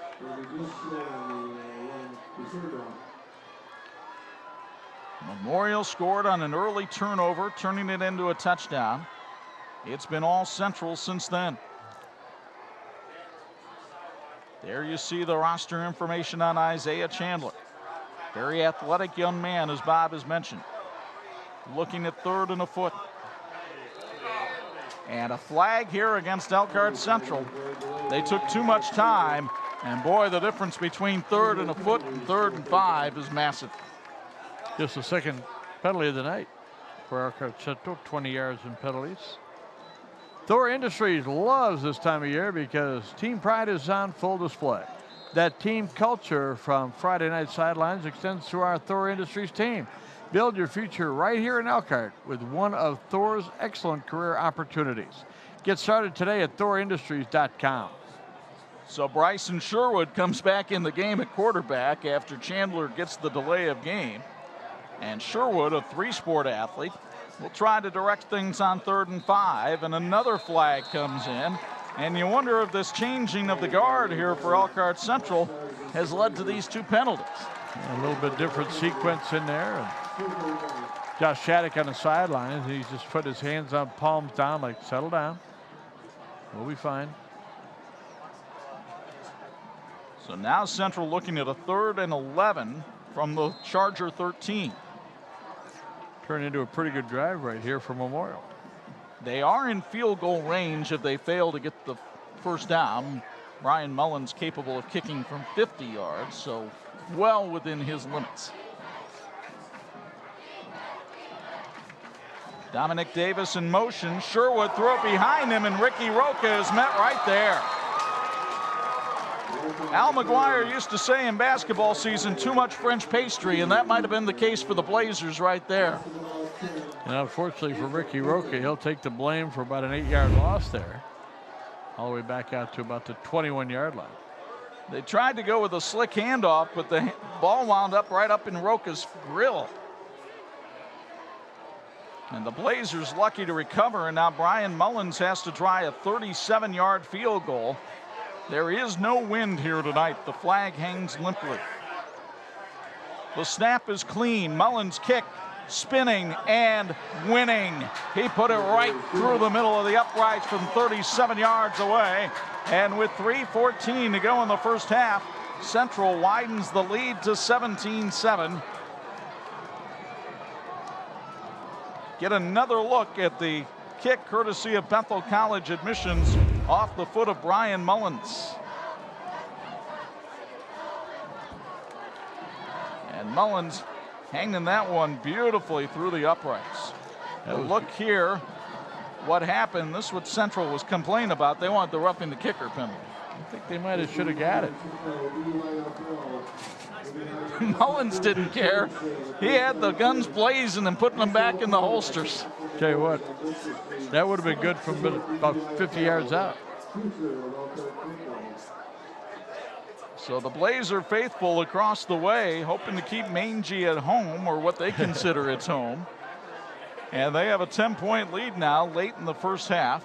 3:14 to go. And Mullins, who had to toil last year behind an all-conference kicker in Jacob Kaiser, showing that he might be a candidate to be an all-conference kicker this season. Pretty impressive. Even after all the mistakes, to get 3 points out of it was really good for Central right there. But this was dangerous for the Blazers last time. Derek Woods had that 75-yard kickoff return, and he stands back deep along with Tyron Mason. It'll be Woods from his 4 this time. Woods trying to pick his hole, and it just didn't open up. He got out to the 28. 24-yard return, pretty solid.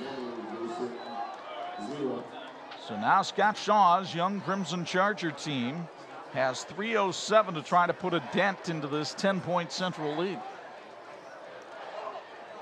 Blazers out of timeouts, so they can't stop the clock.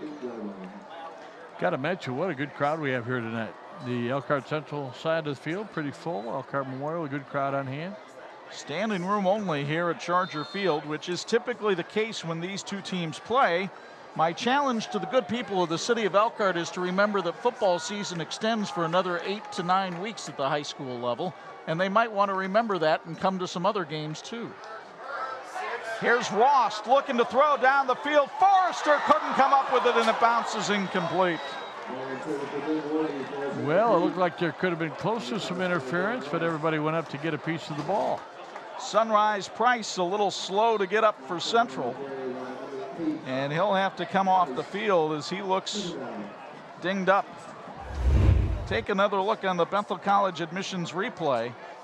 Ross, the backup quarterback, tries a little end-around pass, and he put it in a great location. Forrester's got to come up with that catch. It hit him right in the hands. And a couple of Blue Blazers wrapped around him, but that was a good throw, a good idea. Memorial opening the box of surprises here in the first half.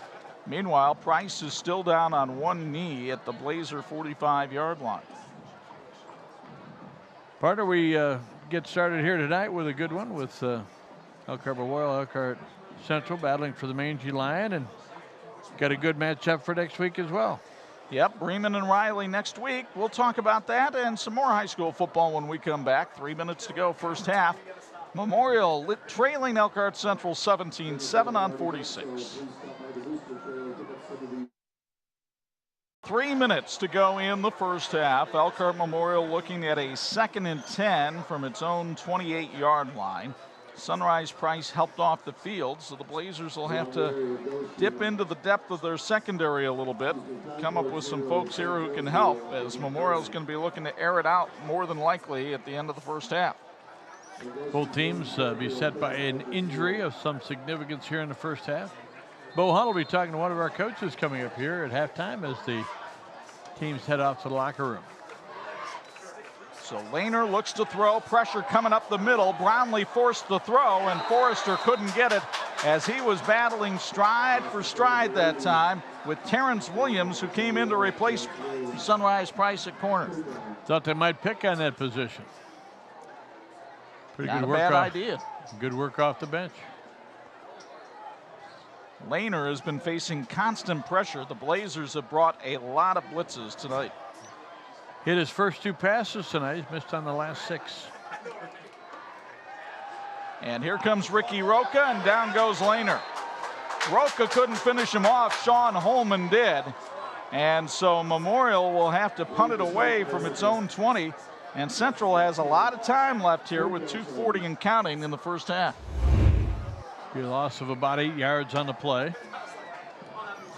3rd sack of the night for Central. You get another look here courtesy of Bethel College admissions. Roca was in Lehner's face just shortly after he got the football. At 6'8", it probably wouldn't have mattered. Graham Eli to kick it away. And remember, Sunrise Price was the return man for Elkhart Central. He's not in there right now. Or is he? That is Price back in the game, and he goes down at the 38-yard line, so great field position for Central. As Price was able to come back from that brief little injury and make a good return of about 15 yards. And really good position for Elkhart Central. Plenty of time left on the clock. Punt was kind of a line drive, which gave him a good opportunity to get ahead of steam going. Central with under 2 minutes to go here in the first half. Bryson Sherwood looking over at the Blazers sidelines. Mark Brownlee, the lone back behind Sherwood here. Ricky Roque in motion. And it's Brownlee off the left side. Brownlee to the outside. Flag comes in. This run will be coming back. Brownlee got all the way to the Charger 13, but it matters not. Folks, did you know that Thanos killed Gamora? Or that Kevin Spacey was Kaiser Soze all the time? This is Spoilers Podcast. Search for Spoilers Movie Podcast on any podcasting app and support this hilarious Elkhart-grown show. Please subscribe. Spoilers is a freebie podcast. Nothing to do with Chuck Freebie, but a freebie podcast, and has more clever segues than Chuck does. That doesn't take much. I don't think so. Email them at podcastspoilers@gmail.com. Having fun with that. So a 10-yard penalty against the Blazers from the spot of the foul for a block in the back brings the ball back to the 40-yard line, 1st and 12. Clock ticking. It's Brownlee around the right side this time. Brownlee gets a block from Dominic Davis and pops down for a first down as he gets out of bounds to stop the clock. Well, where they spotted, I don't think he got the first down. He goes out of bounds at the 30-yard line. He'll be about a yard short. He needed 11. He got about 10. But the clock importantly stops here with 1:39 to go in the first half.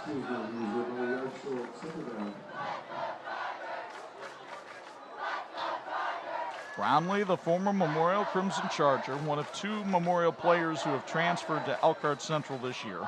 You don't have to sit out. Elkhart is a school of choice city. Roca in motion, Brownlee to the right side. Brownlee has the first down. It's sponsored by the Vine. And Mark Brownlee will move the chains for Elkhart Central with 1:33 to go before halftime on the Thor Industries scoreboard. 73 yards now and 9 carries for Brownlee.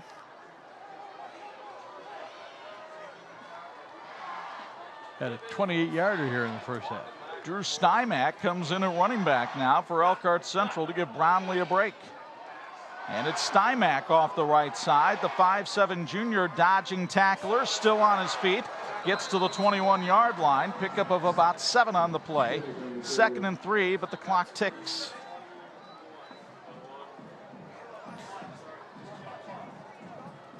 And Mark Brownlee getting a breather on the bench. Has had a good night tonight, averaging 8 yards a carry. Solid running back. Good athlete. Sherwood wants to throw. Kyron Pearson wide open. Touchdown, Elkhart Central. Beautifully set up play by the Blazers. They just kept running. All of a sudden, the pass was wide open, and Pearson hauls it in. Sherwood's 2nd toss of the night. Solid play action, and Pearson did a good job of making sure he looked that ball all the way in. He had nobody within the city limits near him. And the Blazers take a 23-7 lead and can tack another one on here. Brian Mullins on to try the extra point out of the hole to Bryson Sherwood. The snap is clean, the kick is too. And with 47 seconds to go before halftime, Central increases the advantage to 24-7. As you'll get another look from Bethel College admissions. And Bob, first of all, from ground level, what do we see here? Well, again, a well-thrown ball, but the execution on the deception was what was key, and it got him wide open. All he's got to do is pull it in. And that was good. They ran the ball pretty effectively down the field, but then elected to go to the air. And somebody's thinking that might have been my guy.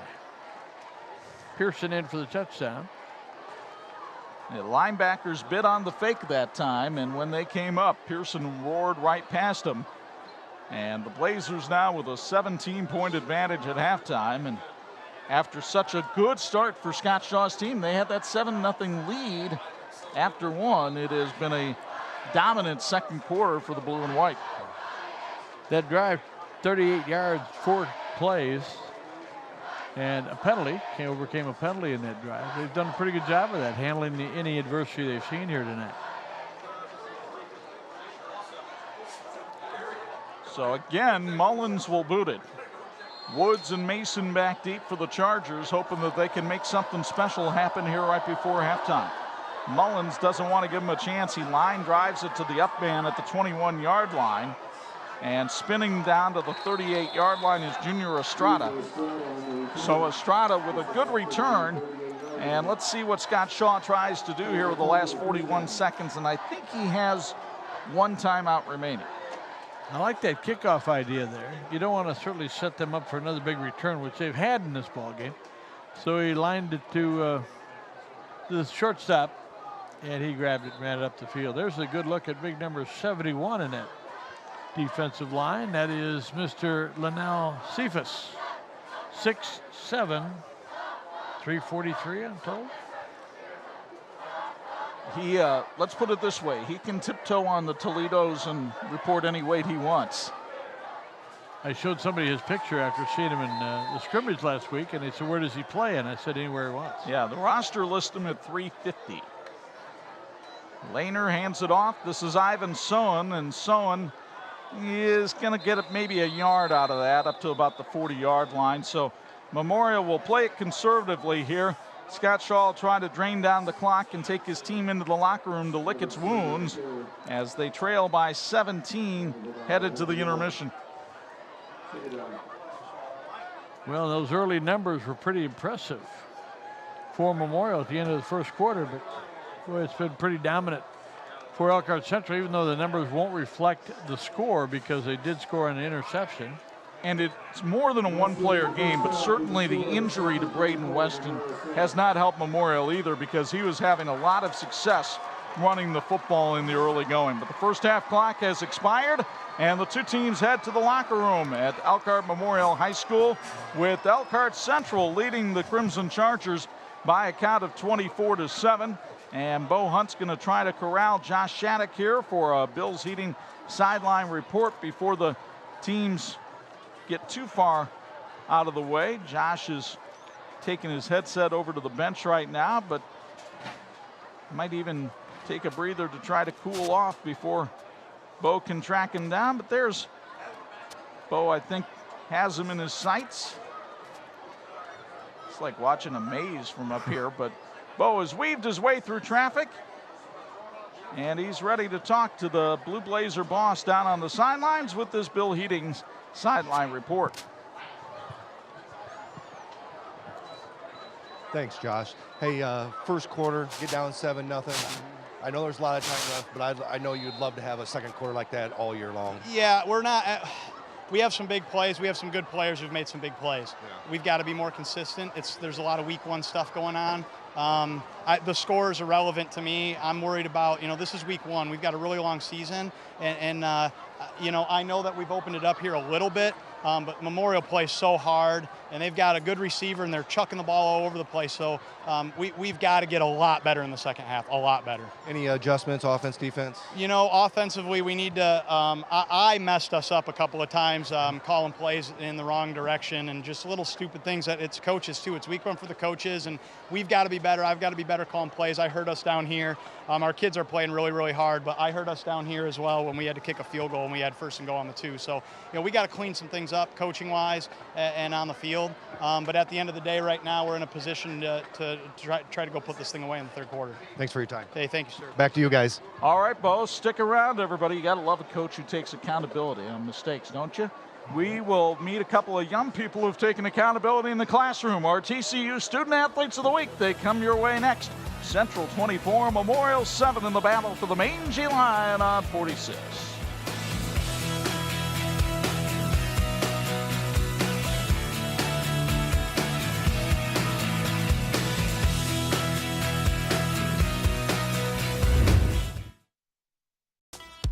And we welcome you back to the home of the Crimson Chargers for our halftime feature, our Student Athletes of the Week, brought to you by TCU. They remind you to go online at tcunet.com and find out how you can become a member today. And we've got Courtney Buckley with us from Elkhart Central High School. We've got Javon Forrester with us from Memorial. Courtney, we'll talk with you first because, well, you're the visitor tonight. Congratulations, first of all, on being singled out for this award. Thank you. Talk about what it takes to get that done. I mean, you're a very busy young lady. You're involved in a lot of things at Central. How do you manage the time management issue? Yes, sir. Well, the classroom comes first, so you got to get things done in there. And the coaches and teachers, they're really flexible with you. They make sure you're successful both in and out of the classroom. Talk about the sports you're involved with. I do cross country, soccer, swimming, and track. Not very busy, huh? Not at all. Yeah. Talk about what your plans are ahead for college. I want to go to college at a small school and study elementary education and continue playing soccer. Maybe come back someday and be a coach? Maybe. That'd be great. Congratulations on all your success, and give a shout out to the people that mattered in your life. Thank you very much, and that'd be my parents and my older sister Katie and all the coaches and teachers who have helped me along the way. All righty. Congratulations again. Thank you. Courtney Buckley from Elkhart Central High School. Javon Forrester is with us from Elkhart Memorial. And Javon, we see you on the basketball court. We're also going to see you tonight on the football field. Talk about what you've been able to do and how you've been able to manage your priorities and keep everything straight so you can get your work done. Well, I try to get my schoolwork done first, then I'll try to manage my sports and go back and forth with them. Kind of a year-round thing, though, isn't it, for basketball? I mean, I got to imagine you're always out in the driveway when you can, hitting a couple shots. Yeah, I try to get as much work in as I can. I was impressed that you look maybe studying engineering down the road. What triggered that for you? Well, like being able to like develop and know how things work just gives me like a drive to like want to know what it is about engineering. And you haven't picked a school yet, so you got a lot of options open. Talk about the people that matter in your life and who's helping you get through everything. My parents and my family, they're really helping me get through everything in school. Coaches keep an eye on you? Yeah, make sure my grades is right. There you go. Well, we congratulate you on your success, young man, and wish you all the best. And we'll see you in football and also in basketball. Thank you. All right, another busy young man, Javon Forrester from Elkhart Memorial, and Courtney Buckley from Elkhart Central, our Student Athletes of the Week, brought to you by TCU. TCU reminds you to go online at tcunet.com. Find out how you can become a member today. We're back with halftime stats and highlights in just a moment. You're watching the Mangy Lion game from Elkhart Memorial High School.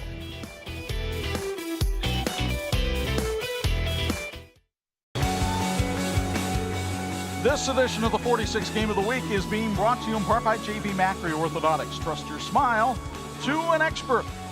Welcome, everybody, to the Penguin Point Halftime Report. Chuck Freeby and Bob Nagel high atop the fray at Charger Field, where Elkhart Central leads Elkhart Memorial by a count of 24-7. And partner, about what we expected, I thought Memorial really held its own in the first quarter, but then Central, the cream kind of rose to the top in the second quarter. Well, Memorial used a lot of clock in that first quarter, which I'm sure Scott Shaw was happy about. They executed well. When Weston went out with the injury, it was a big factor in the game.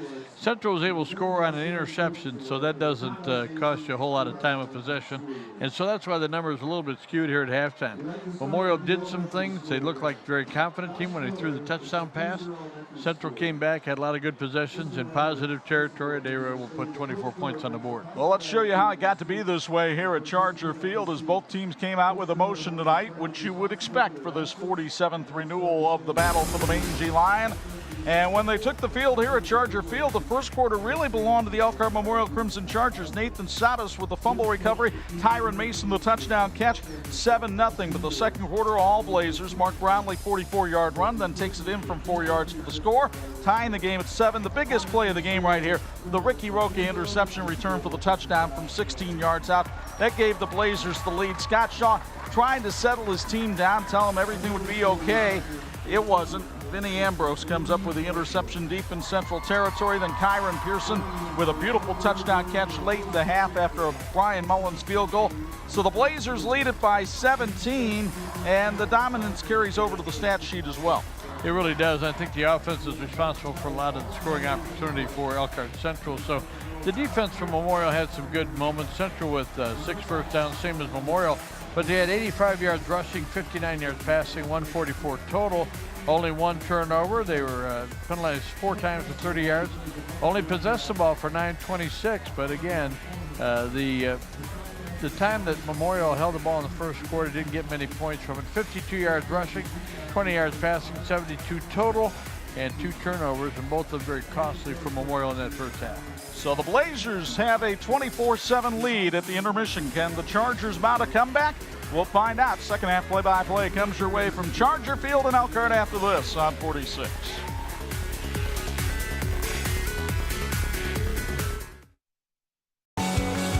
This edition of the TV 46 High School Football Game of the Week is brought to you by Imagineering Finishing Technologies. The teams in this game working towards a great finish, and so's the team from IFT. Partners with industries including aerospace, automotive, military, and defense. At IFT, quality is a way of life. So the Blue Blazers of Elkhart Central cling to a 24-7 lead as the two teams warm up to get ready for the second half. And you have to wonder what kind of adjustments the Memorial Crimson Chargers will be making. Bo Hunt is over talking with Scott Shaw right now, so he'll give us an update on that in a moment. In the meantime, we really appreciate the support of the Elkhart community coming together to help us with sponsorship of tonight's broadcast. And Bob, who are some of those fine people? Well, the owners and staff at the Vine are among them. They'd like to wish both teams well in tonight's game. The Vine is your frequent destination for a casual lunch or a special dinner occasion. They're located in downtown Elkhart. From delicious steaks and seafood to specialty dishes created by Chef Cappy, you can make the Vine in downtown Elkhart your dining destination this weekend.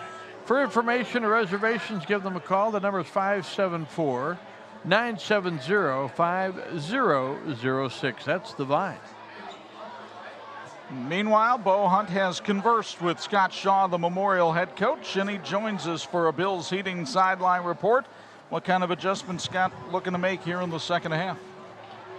You know, I got a chance to talk to Scott, and he talked about how his kids are young right now, and we've talked about that all game, about how young these guys are. And he talked about it at halftime, we just don't want these guys to quit. We want them to go out there. We want them to battle. We want them to, know what it's like to really dig down deep, down 24-7 right now, coming out of halftime.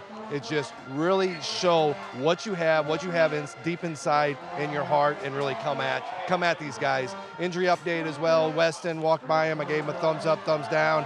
He gave me a thumbs down for the second half, guys. In fact, Braden Weston's sitting on the bench while his teammates warm up, so that's a huge indication that he will not be back for the second half. Meanwhile, this is one of the last 2 matchups between these 2 schools on the gridiron. The 2 schools here in Elkhart will unite into Elkhart High School by the fall of 2020. And they will compete in the Northern Indiana Conference with the mascot, the Lions, and the colors royal blue and gold. And so when they put the field turf in at Rice Field over the summer, well, those colors were already on display. That's not some sort of artistic design. That is the actual field, and then putting the logo in place.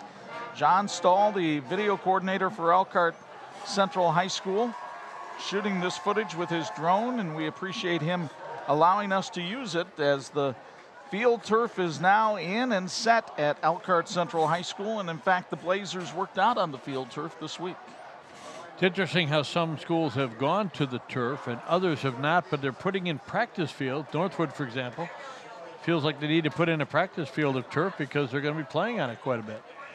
Well, John Harrell, who has that terrific website that gives all kinds of information for high school football and basketball, tweeted out earlier this week that he feels that there are at least 70 schools in the state of Indiana who now have field turf fields.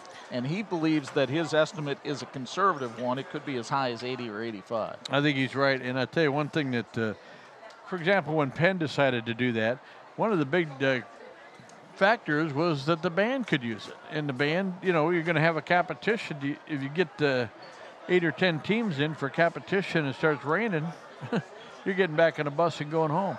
So the band can use it. JV, freshman teams. I mean, there's so many good reasons to do it. And it does save money in the long run with maintenance and that type of thing. And so the kids are taking advantage of it. Plymouth has it now. A lot of schools have gone to it. Can't wait to do a game from Rice Field in Elkhart. Well, and there's been a lot of talk about how the facilities here in Elkhart will be balanced out. Of course, Northside Gym will remain the home of high school basketball there. They just put a new video board in there that cost private donors about $500,000.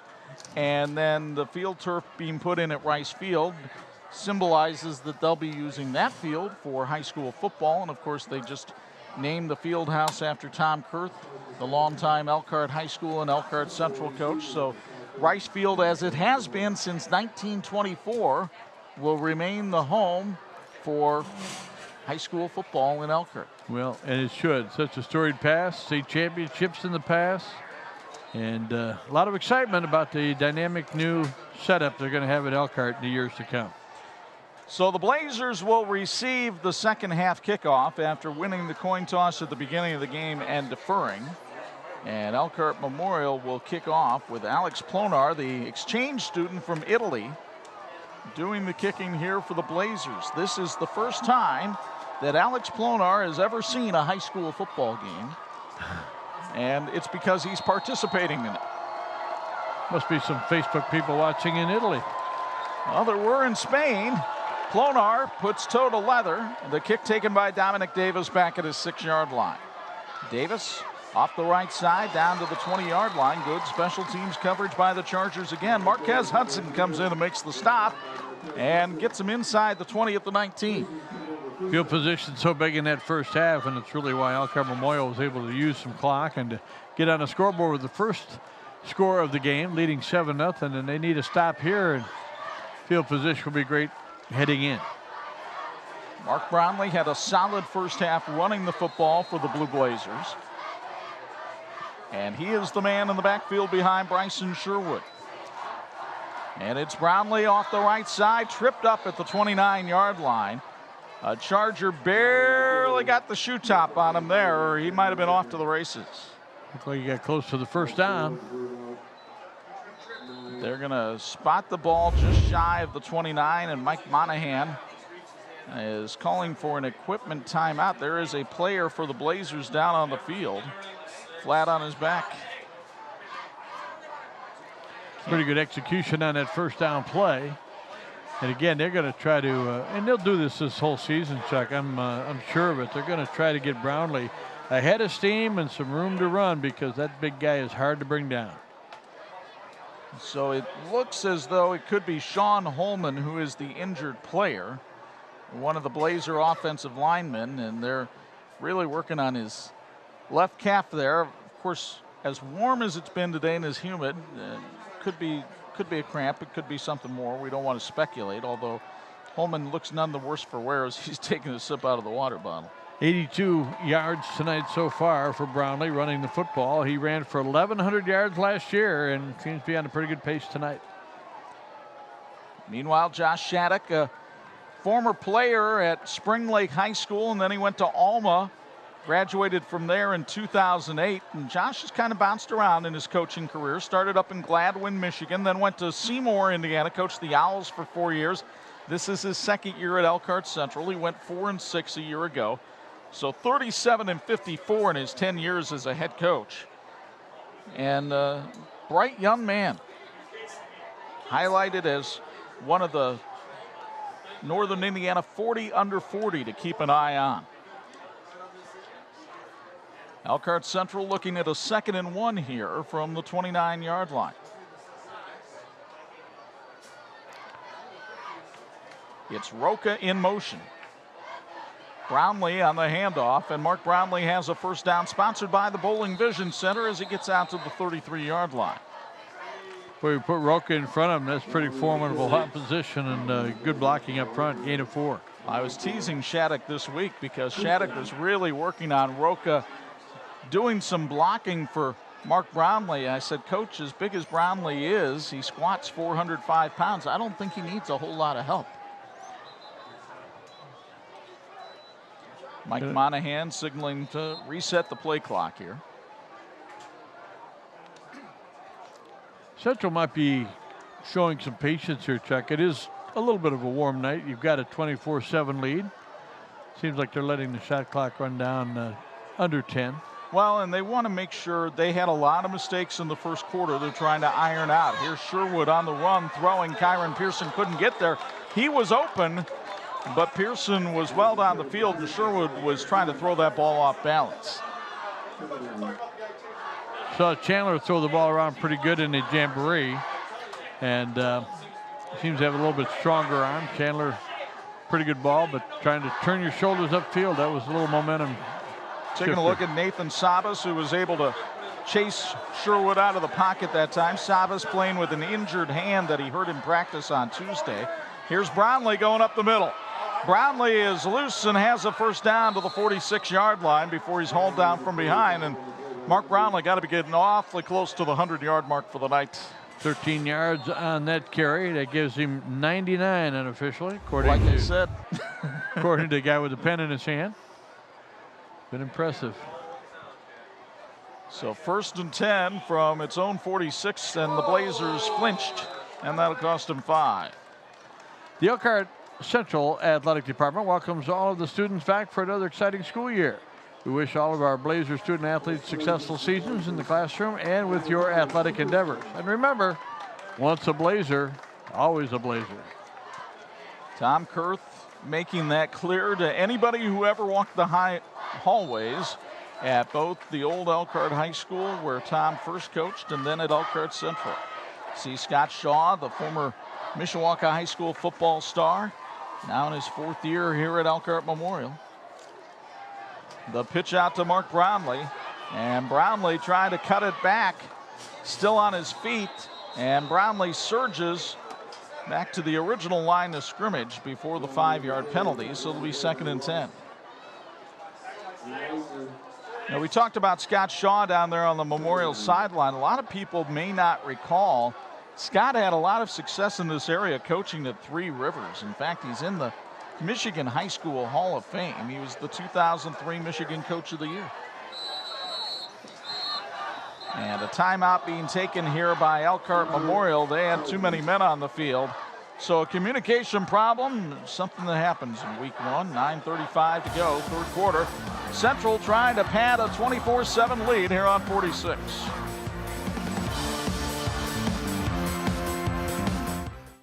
This edition of the TV 46 High School Football Game of the Week is being brought to you by Bill's Heating.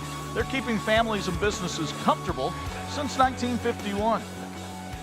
No need to turn the heat on tonight. It was about 80 degrees at game time. It has turned into a fairly pleasant night.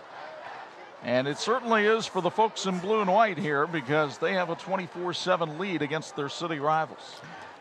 We, and I mean you and I and our crew, have had warmer nights. Oh, yeah. There you see the 2 head coaches. We were telling you about Josh Shattuck and Scott Shaw, 204-93 in 29 years as a head coach. It has not gone as well here at Elkhart Memorial, but he has not given up the ship, and he really feels good about this sophomore class he has.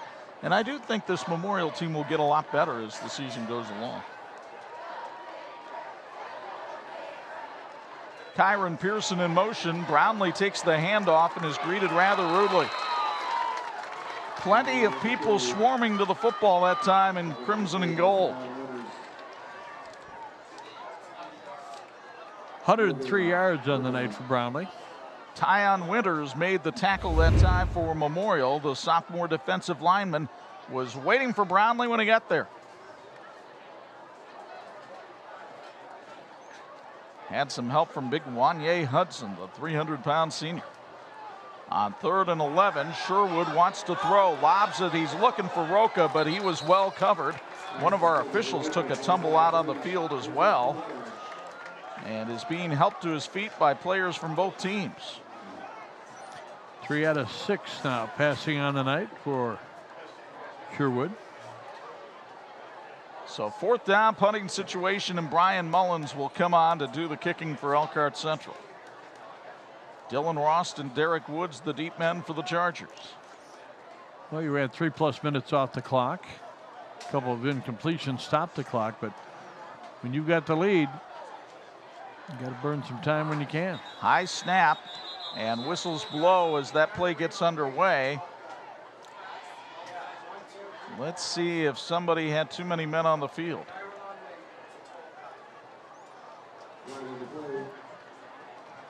At the last moment, Graham Eli ran onto the field, and that's illegal participation against Elkhart Memorial.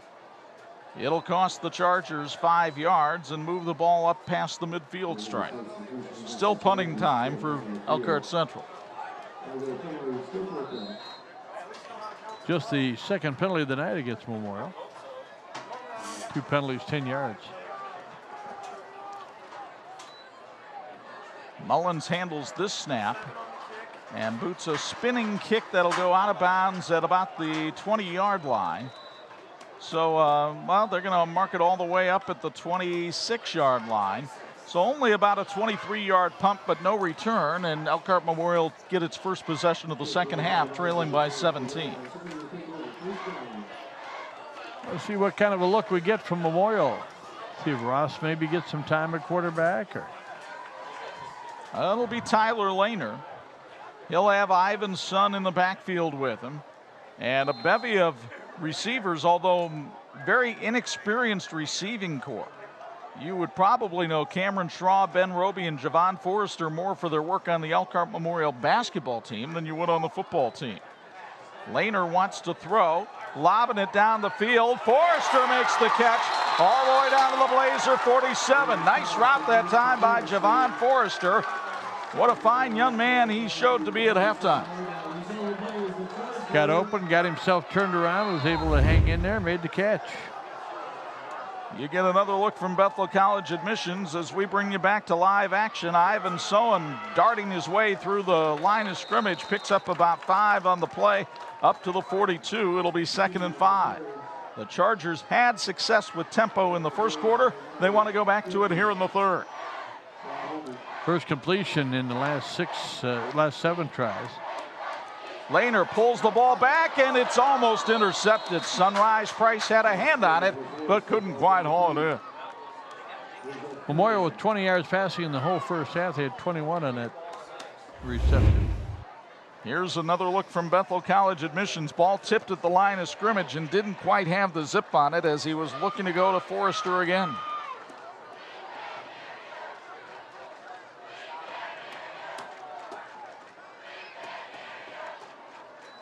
Lehner steps in the pocket, throws, but there was nobody where he was throwing it. Cameron Shaw ran a different route than what Lehner was expecting. Early on, Memorial completed a couple of timing routes. One step, bang. It's kind of what they have to do against Central. They're getting such a push up front. And on 4th and 5, Scott Shaw does not want to give up good field position, so he's going to ask his punter, Graham Eli, to try to pin the Blazers deep in their own territory. Sunrise Price not even going back inside the 20. Eli looking to the sidelines just in case Memorial decides to put a fake on here.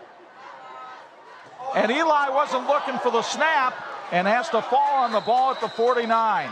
Eli was looking over at the sideline at the coaches, and the snap hit him right in the helmet. A loss of about 12 yards on the play. Have to say the snap was accurate. Boom. I'm not laughing at you, Mr. Eli. Just that might be on ESPN later today.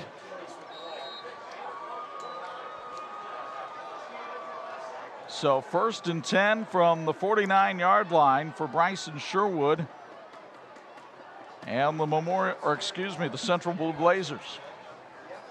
Got it right around midfield. Not a bad place to start. Again, Mark Brownlee already over 100 yards rushing tonight, and he'll get another carry here. Ball's not heavy, and Brownlee brought down after a pickup of 2. Again, Tyon Winters in on the stop along with the senior John Remmels. 16 carries tonight so far for Brownlee, which he doesn't mind. I think he's one of those guys, as you watch him, we watched him last year, 8 or 10 carries, he's getting a little lather up and runs better. Now it's Kyron Pearson on a sweep, but a flag is thrown in the Blazer backfield, and this is likely coming back. Perhaps an illegal shift that time on Central. See what the walk-off is. While we do, we'll tell you the finest dining look no further than the Bristol Street Cafe. They're located at 500 West Bristol Street in Elkhart, serving an outstanding breakfast and daily lunch specials until 2 p.m. Bristol Street Cafe will satisfy your entire family's appetite. Bristol Street Cafe is a proud sponsor of Elkhart Athletics. So the cramps continue. This time it's Dylan Ross down on the field. I want to go downstairs for a Bills Heating sideline report. Bo Hunt, you played in some mighty warm games as a player, and you've coached in some as well. What do you do to get players ready for these kind of conditions? Well, I think the biggest thing is that there's no way to really get them in condition for the first game. The first game, you're always so tired when you get done. You condition. By the halftime, you're tired. And tonight, I mean, there's no wind out here. It's really humid. I mean, just standing down here on the sidelines, I can feel it just coming down my forehead. It's really hot out here, so you just got to get those fluids in you. The biggest thing I can say is maybe a day, 2, 3 days ahead of time is really get those fluids in your body and get them in your system so you don't sweat it all out, guys. And it's not as though coaches don't tell people that time after time after time. Yes. That's definitely coaches. That's when trainers as well. I mean, that's the thing that they talk about and preach. You can never drink enough water before you play your first football game on a Friday night in this heat in northern Indiana. Dylan Ross limping off under his own power. I'm sure he'll be okay and back in there in a couple of plays, but cramping up right now. 7:30 to go, third quarter. Elkhart Central with a 24-7 lead here in the season opener against city rival Elkhart Memorial. The Blazers leading the all-time series 26-20 with a 1-point win last year at Rice Field. Roca in motion. It's Brownlee up the middle. And Brownlee, who continues to look fresh, plows forward for about 7 or 8 yards that time before he's brought down. Graham Eli on the tackle. It'll be 3rd and short for Central. 125 now for Brownlee. And you got to wonder, you know, the numbers, Memorial has about 30 players in uniform tonight. Start to wear down, especially after Memorial had the early advantage with time of possession. It certainly has turned around in favor of Elkhart Central. So on 2nd and short, Brownlee trying to bounce off tacklers and had nowhere to go. Zayrus Dillon, the big 270-pound sophomore, wraps him up and sends him down. No gain on the play. 3rd and 2. Central going no huddle still. Trying to keep this beleaguered Memorial team back on its heels. Low snap. Brownlee drops the ball. Still dropped it. Who's got it? Memorial says they have it. Chargers do. It's Memorial football. Clayton Lundy comes out of the pile with the ball. Pretty good popping going on down there. Well, that play was butchered from the snap. It was a low snap and then a bad handoff. And then some extracurriculars after the play was over. But here's the low snap, and that kept Mullins from being able to give it to Brownlee cleanly. And he never did pop back up. And then Brownlee got shoved around a little bit, and Clayton Lundy was able to get on the football.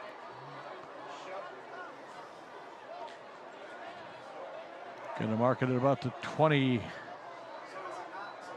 And it looks like it's going to be a personal foul against Elkhart Memorial for some of the conduct down in the scrum. And so the Chargers, instead of getting the ball at the Blazer 35, get it back, or at their own 35, get it back at their own 20. But they got it back. See if they can get something going. Lehner hands off. Ivan Sohn dodges one tackler and finds a seam. Boy, he is tough to find, and he picked up 9 on that play before Vinny Ambrose brings him down. Scott Shaw's called Sohn a little water bug at practice this week. Well, he escapes right there. When the big man went running by, if he'd have hit him, he'd have taken him right into, see what's north of us, Edwardsburg? Yeah, 2nd and 1. Here's Sowen again.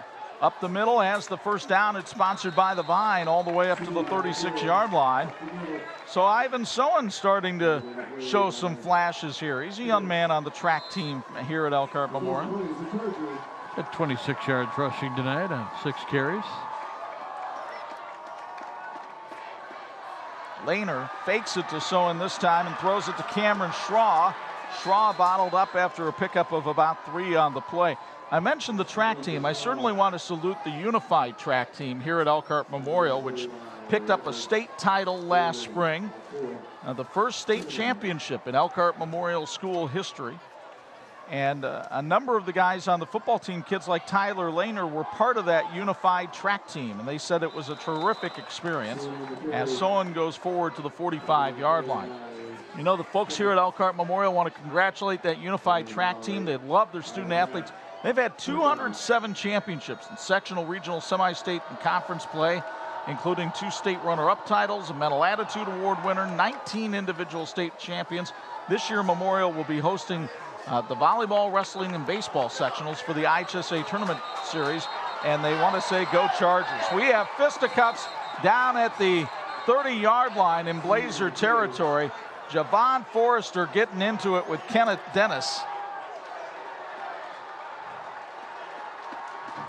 Well, they needed 1 yard for the first down and got it. And let's see what the... It happened well away from our cameras, so we don't have a look at it for you. But it looked like both young men had plenty of guilt on that one.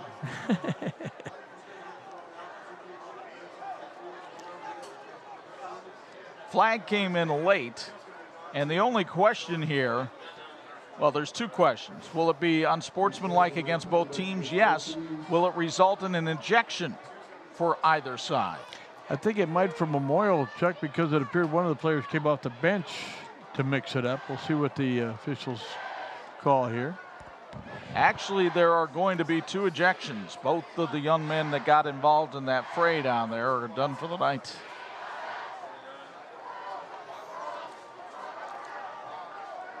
There has been a little bit of chippiness out there.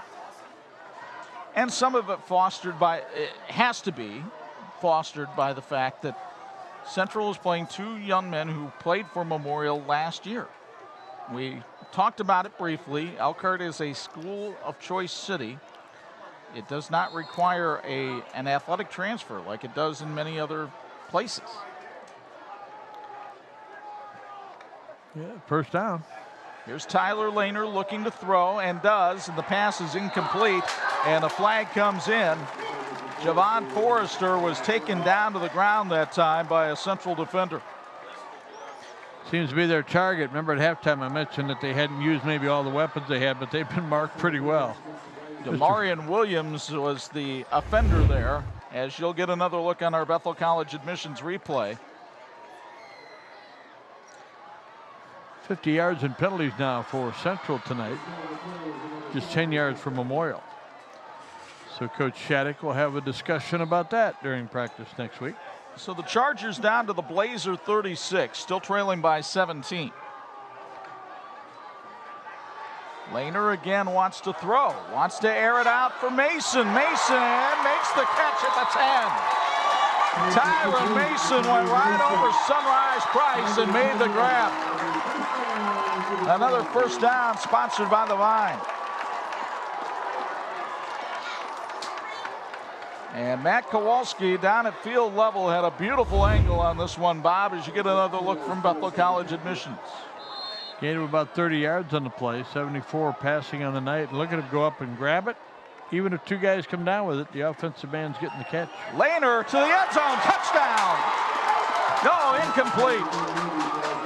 The ball dropped at the last minute by Ben Roby.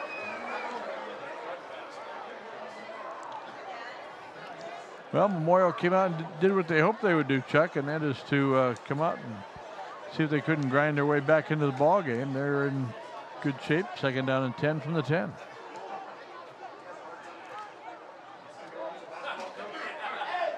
Back to live action, 2nd down and 10 from the 10. Lehner over the middle. Wanted Tyron Mason, but Mason couldn't weave his way through traffic that time. It'll be 3rd and goal. 5 out of 15 on the night, 74 yards for Lehner. You know, if Weston's in the ball game right now, you can keep him a little more honest with a play action fake. As it is, though, Ivan Sowen has done a decent job running the football, but now you're looking at a 3rd and 10, clearly 4-down territory. Although you do need 3 scores in order to come back. Central just gave Memorial 5 yards, coming on a blitz too soon. So that'll move it half the distance to the goal line, placing the ball at the 5, and 3rd and goal for the Blazers here. 7 penalties in the ball game for Central. Or excuse me, for the Chargers. Boy, for a guy that grew up in Elkhart, I'm sure having problems with that tonight. Here's Lehner looking to throw. Under pressure, he'll scramble. Lehner stays at the 5-yard line. It'll be 4th and goal. Drew Stymack comes up with the hit along with Linnell Cephas. That is carry number 7 of the night for Lehner, and he has a net of -1. He's been sacked 3 times tonight. 4th and goal, and Central will take a timeout here with 3:30 to go in the 3rd quarter. And Memorial knocking at the door. We'll take a break as well. Chargers trying to put a dent into a 17-point Blazer lead on 46.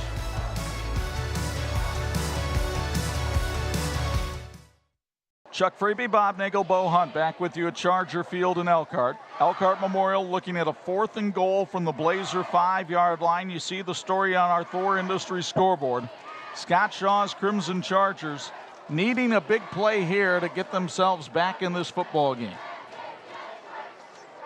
You maybe try to toss a little corner route to your tight end?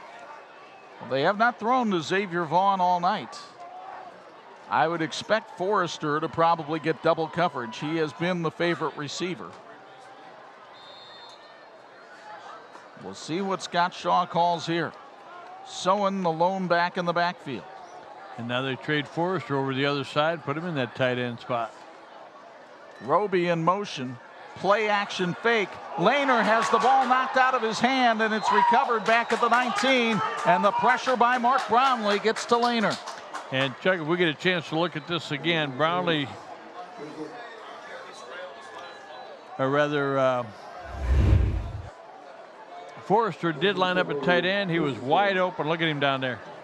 Beyond the linebacker, but they couldn't get him the ball. And that's where Lehner wanted to go with that throw, but Brownlee was able to get around Xavier Vaughn on that side and beat him to the quarterback, knocking the ball out of Lehner's hands and preventing a potential touchdown pass. Big defensive stop for the Blue Blazers. They've had some outstanding efforts tonight on that defensive side. They've had a little bend but don't break tonight. Chargers have had a couple of deep penetrations into Central Territory but have not been able to come away with points. Now Bryson Sherwood hands it off, and Mark Brownlee spun down at the 21-yard line, pickup of only 2 on the play. Brownlee now with 127 on the night. Folks, wouldn't it be great to work for a company where their employees are their most valuable asset? Well, now's your chance, because Rescor is hiring.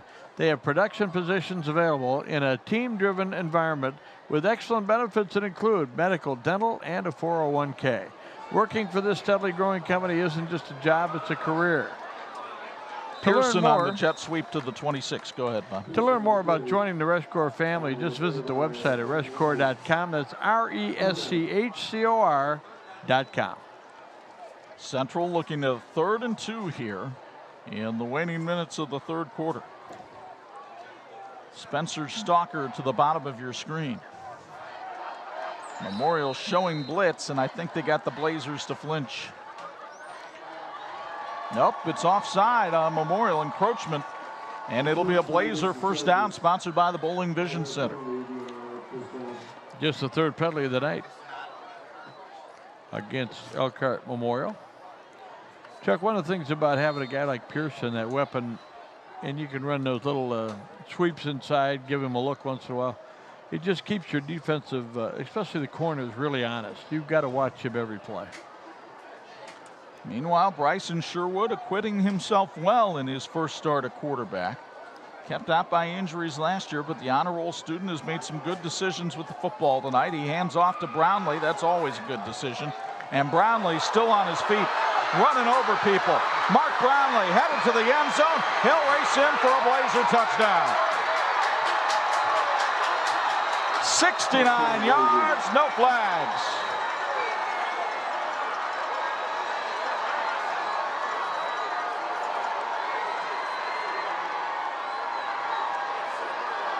.196 yards rushing now for Brownlee in the ball game.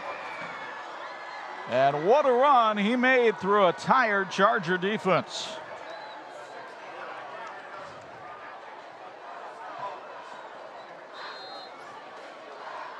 And the Blazer fans jumping around on the other side as Brian Mullins gets ready to try the extra point.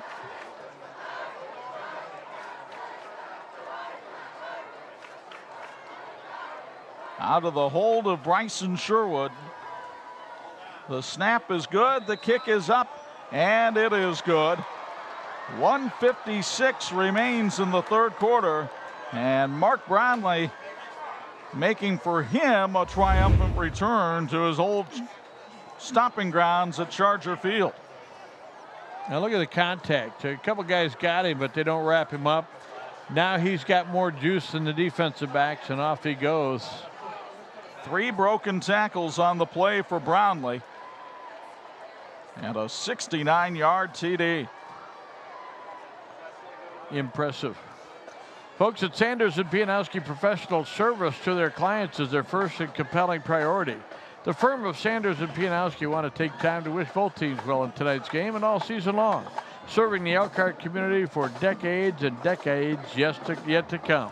Sanders and Pianowski on the Riverwalk in downtown Elkhart. You see the numbers tonight on Brownlee. He also has a receiving touchdown to go with that rushing touchdown. So averaging almost 9.5 yards a carry. Not a bad average. And he's had some 0 and 1 and 2 yard gains as well, because Memorial has wrapped him up at times, but that time just a little more juice for Brownlee than the secondary had left for Memorial.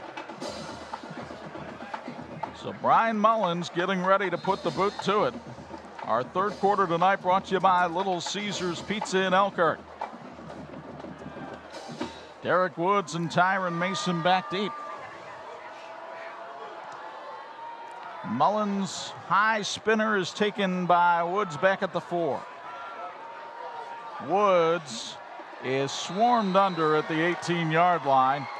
And right now everything is going Central's way.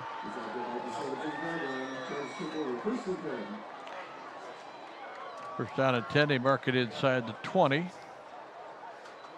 Remember, at the end of 1, Memorial had a 7-0 lead in this one.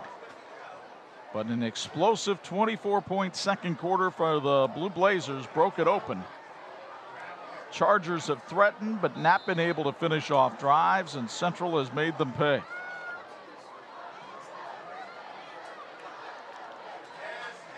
Lehner will keep it himself on the quarterback draw, and Tyler Lehner gets out to about the 23-yard line. Pick up a 5 on the play. We'll give you a full scoring recap when we get ready to start the fourth quarter, so you can see what you may have missed.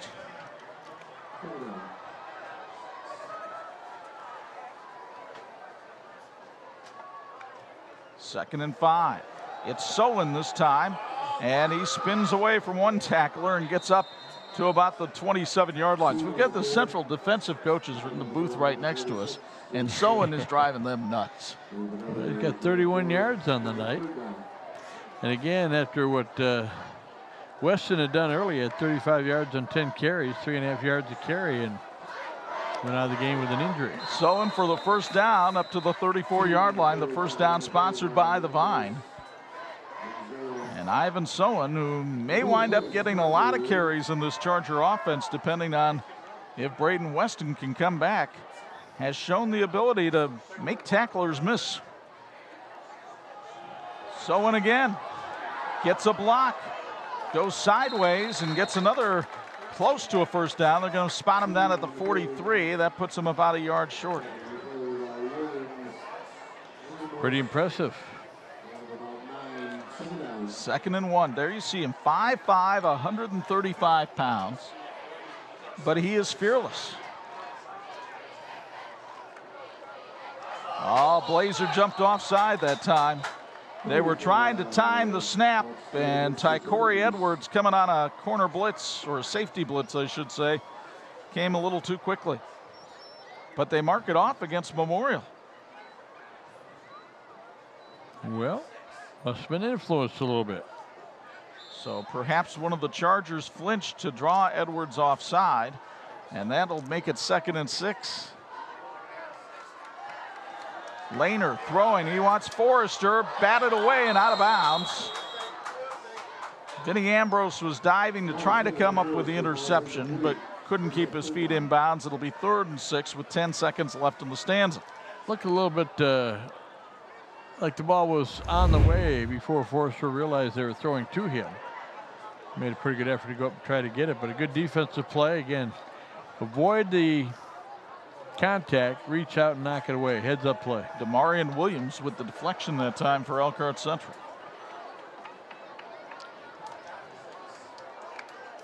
Lehner calls for the snap, hands it off to Sowen. Sowen will get the first down up to the 44-yard line. Another first down sponsored by the Vine. So the chains move, and the 3rd quarter will come to an end here at Charger Field in Elkhart. Mark Brownlee, 69-yard scamper to pay dirt, the only scoring of the quarter, but for the Blazer fans, it was worth the price of admission to watch their new running back cruise on into the end zone in the battle for the Mangy Lion on 46.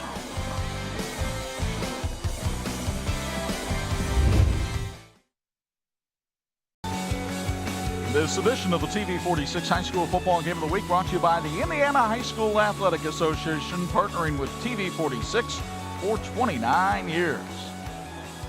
Josh Shattuck has his Blue Blazers ready to go for the 4th quarter. Bo Hunt always ready to go for the 4th quarter. He joins us with the Bills Heating Sideline Report. What you learned in quarter number 3 that you might not have known before?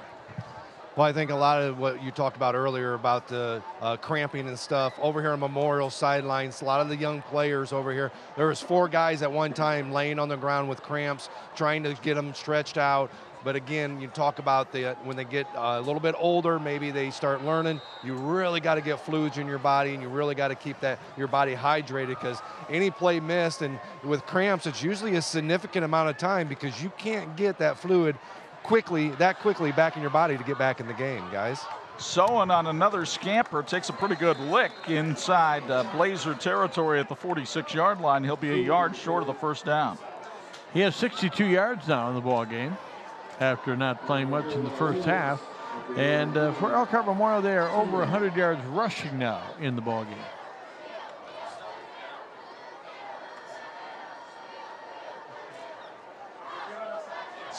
Second and 1. Derek Woods in the backfield next to Tyler Lehner. Lehner wants to throw. Now has to scramble and throws it out of bounds. Well, as we promised you, here's a look at how the scoring has happened tonight in this one. Lehner hit Tyner Mason for the first score of the game, but Mark Brownlee took a Sherwood pass in, and then to me, the biggest play of the game right here, the Ricky Roca 16-yard interception return that made it 14-7. Brian Mullins with a 37-yard field goal to make it 17-7. Kyron Pearson, touchdown pass, and then the Brownlee touchdown run in the 3rd. That's how we've become 31-7 Elkhart Central. Memorial on the move, 3rd and 1. They give it to Derek Woods, and he's got the first down up to the 45-yard line. It'll move the chains on a first down sponsored by the Vine. Woods was 6 yards rushing tonight. Weston had 31 before he went out. That was on 11 carries. 74 yards through the air. Memorial now with about 120 yards rushing. Lehner gives it off to Derek Woods. Woods corralled by the linebacker Jalen Bethea after a pickup of about 2. You got to figure the way they've been giving the ball to number 35 that he's got to be getting a little tired. We do have one final to report tonight. Northwood shut out Jimtown 26-0 over at Net Field. So Nate Andrews' team ranked as high as number 5th in one of the polls and looking very solid. Here's Lehner looking to scramble. And fires down the field, has his man Tyron Mason. Mason goes down at the 34-yard line, but has another first down, sponsored by the Vine.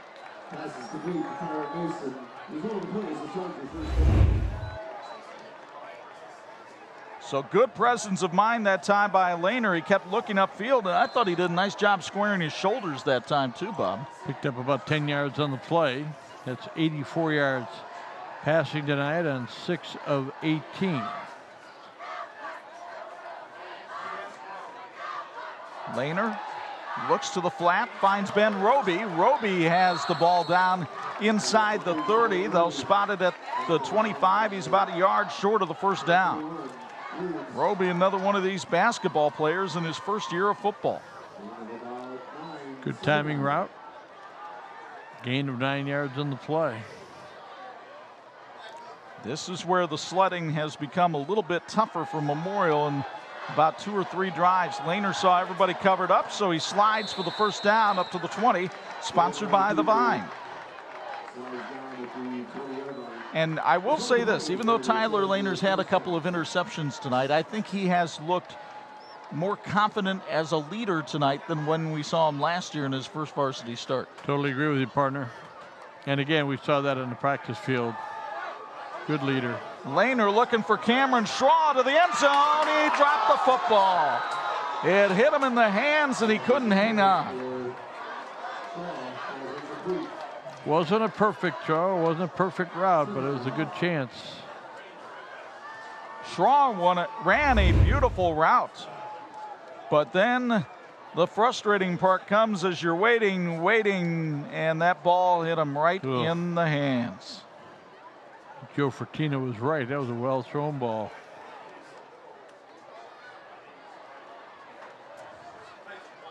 Second and 10. Lehner looking to the right, throws in the flat. Schraw hangs on. No, did he? Incomplete. Schraw had it for a moment, then dropped it.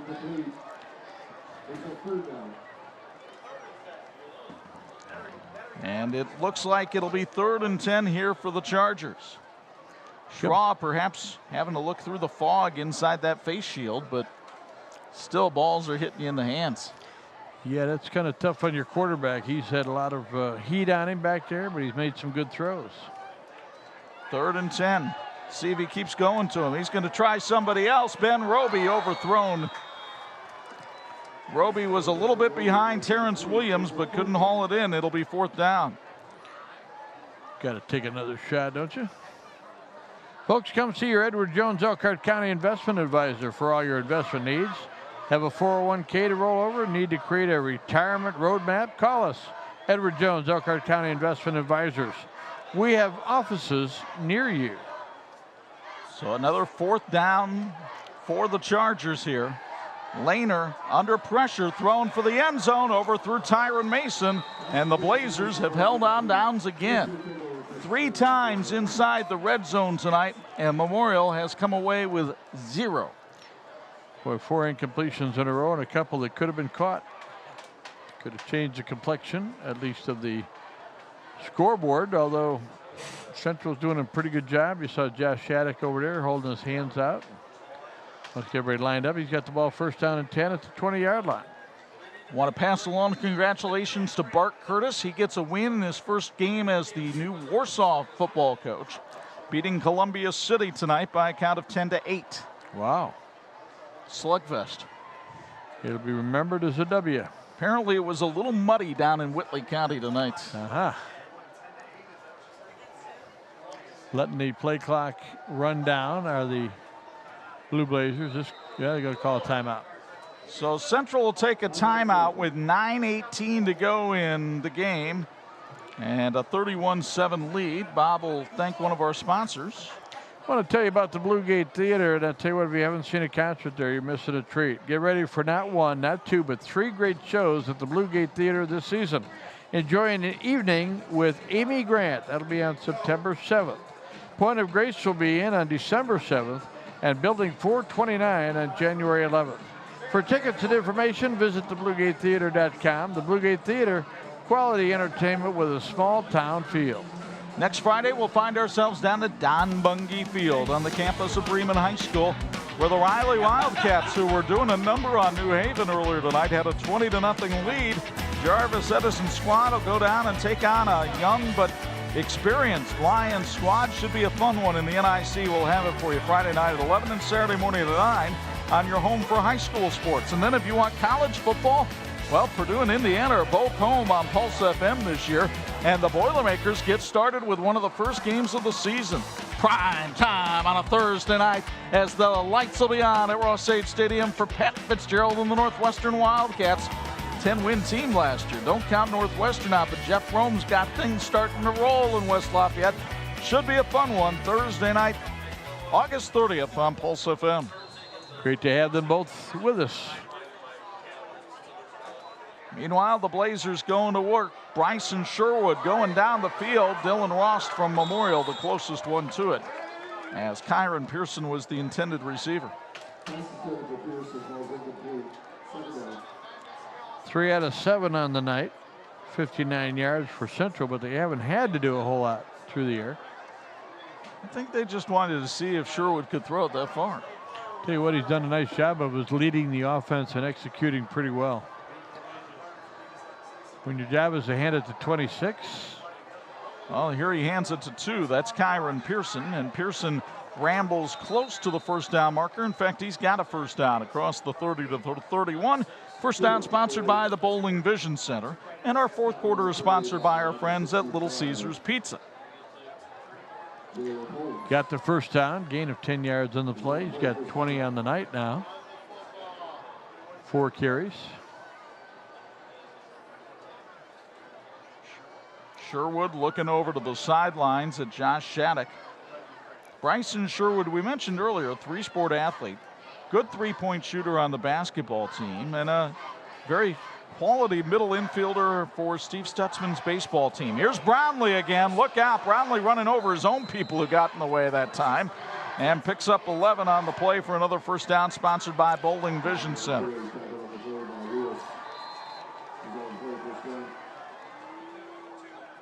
And Brownlee now over 200 yards for the night.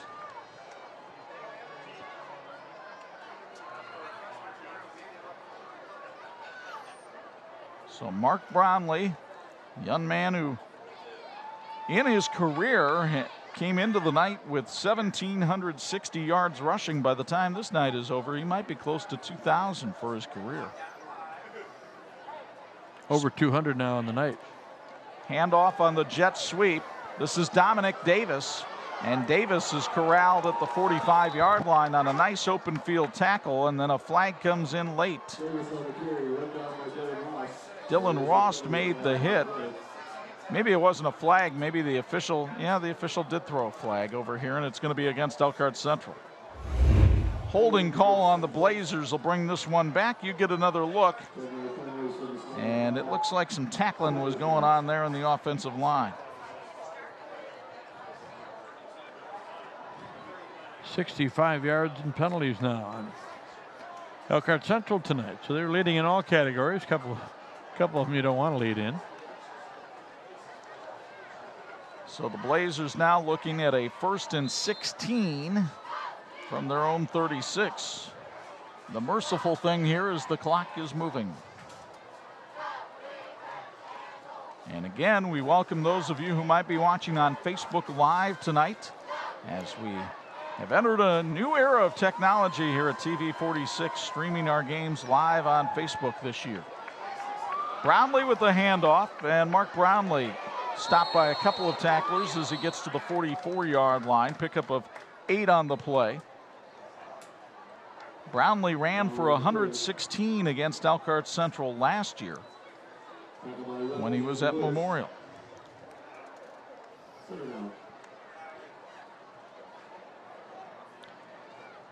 And there you see, there's one of the fans watching the game on Facebook Live. Well, that's Bo Hunt. He's not really a fan, but that's all right. Oh, he is a fan.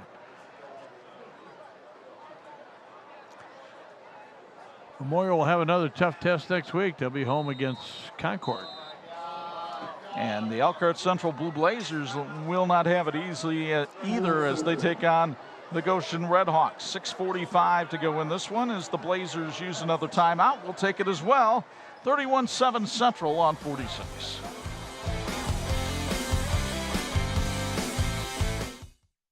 Charger Field, darkness has descended here on the City with a Heart. The lights are on and lots of blue and white visible across the way, and the Blazer faithful have to enjoy the fact that they will not have to relinquish the Mangy Lion this year. It's going to stay at 1 Blazer Boulevard as they lead this one by a count of 31-7 with 6:45 remaining. Memorial trying to find its way. They started 9 sophomores in this game tonight. It is a small roster, only about 36 players on the roster, and unfortunately this is something that more and more football coaches are having to deal with around the area. The numbers are down. You can ask 20 different coaches and get 20 different reasons, but Bob, I think one of the things is the concussion syndrome that has afflicted the sport and gotten a lot of awareness as Mark Brownlee tries to go to the outside and does, and gets to the 46-yard line, pickup of 2. But I think the other thing is the sacrifice that a lot of people have to make sometimes to make a good football team happen and not get a lot of playing time is something that just isn't as appealing to some young people these days. I hear some coaches talk about somebody who was wanting to be a wide receiver. They made him a second teamer, and he said, if I'm not playing, I'm not staying. Yeah. Different day and age, certainly. Elkhart Memorial's had to cancel their entire JV schedule this year, but most of their sophomores who will be playing JV are starting on varsity. Central looking at a 3rd and 8 right here. Brownlee trying to get to the outside, does. Stiff arms, then trips over the legs of his blocker and goes down at the 39-yard line. First down sponsored by the Bowling Vision Center, and a pickup of 15 that time for Mark Brownlee. Numbers keep growing. He's got 231 now in the ball game. Beautiful stiff arm here by Brownlee as he kept Dylan Rost from getting to him, but Spencer Stalker's right leg brought him down. Keeps the clock running with 5:43 left to go. Brownlee now getting close to 250 yards for the night.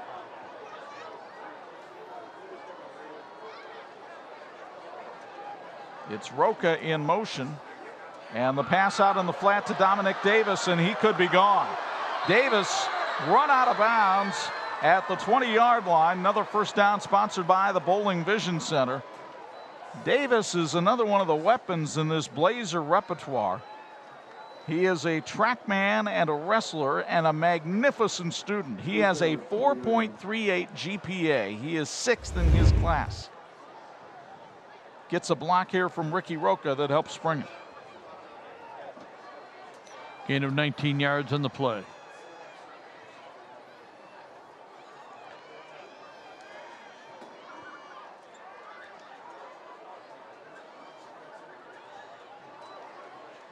Handoff now in the backfield. Drew Stymack. Stymack trying to get around the corner, and he's brought down at the 15-yard line. Good open field tackle by Derek Woods. Stymack, a starting linebacker, young man who's a pretty good baseball player and has some strong legs. He can squat 315 despite only weighing 160 pounds. Had 12 yards on a couple of carries tonight. Central trying to spread the wealth a little bit on this drive. Want to make sure they hang on to the football. And they're taking time off the clock, which I think everybody at this point appreciates. 2nd and 5. Handoff, Brownlee around the right side. Brownlee knocked out of bounds at the 5. Dylan Rost with the tackle that time. Another first down sponsored by the Bowling Vision Center. And Mark Brownlee might be etching his way into the Blazer record books with this performance tonight. Matt Kowalski had a couple of chances to bring him down. Unfortunately, Matt's our cameraman, Oh, so that yeah. doesn't work real well. I think he's an old Washington Panther, isn't he? He's old. First and goal. Handoff in the backfield. Dancing his way towards the goal line is Ricky Roca, but he comes up a yard short. Clayton Lundy in on the tackle that time for Memorial to help stop him from getting to the goal line. We'd like to thank Penguin Point for feeding the production crew with great food tonight. Score a great lunch deal with a 2-piece dark chicken basket with fries for only $3.99. Visit penguinpoint.com to find great deals every day. Visit your nearest Penguin Point today, the people-pleasing place. Isaiah Chandler now in the game at quarterback. Brownlee the lone back behind him. Pearson in motion. It's Chandler himself to the end zone for the touchdown. So Isaiah Chandler, the junior backup quarterback, runs it in from a yard out, and the Blazers expand the lead to 37-7.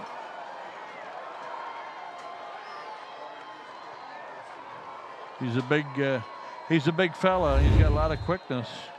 For Chandler, his first varsity rushing touchdown, and he was able to get in behind a big block from Bobby Kiefer, the junior guard.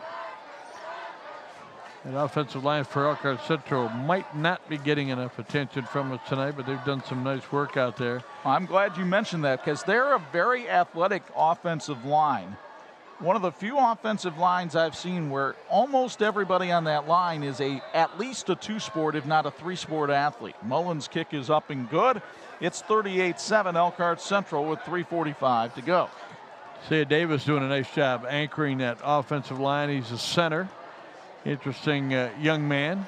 Very played. Had a chance to meet him during the scrimmage last week, and his father's a retired Marine veteran, and they're proud of his son. His son wrestles at 220, but he said he's sneaking into about 243 right now at center.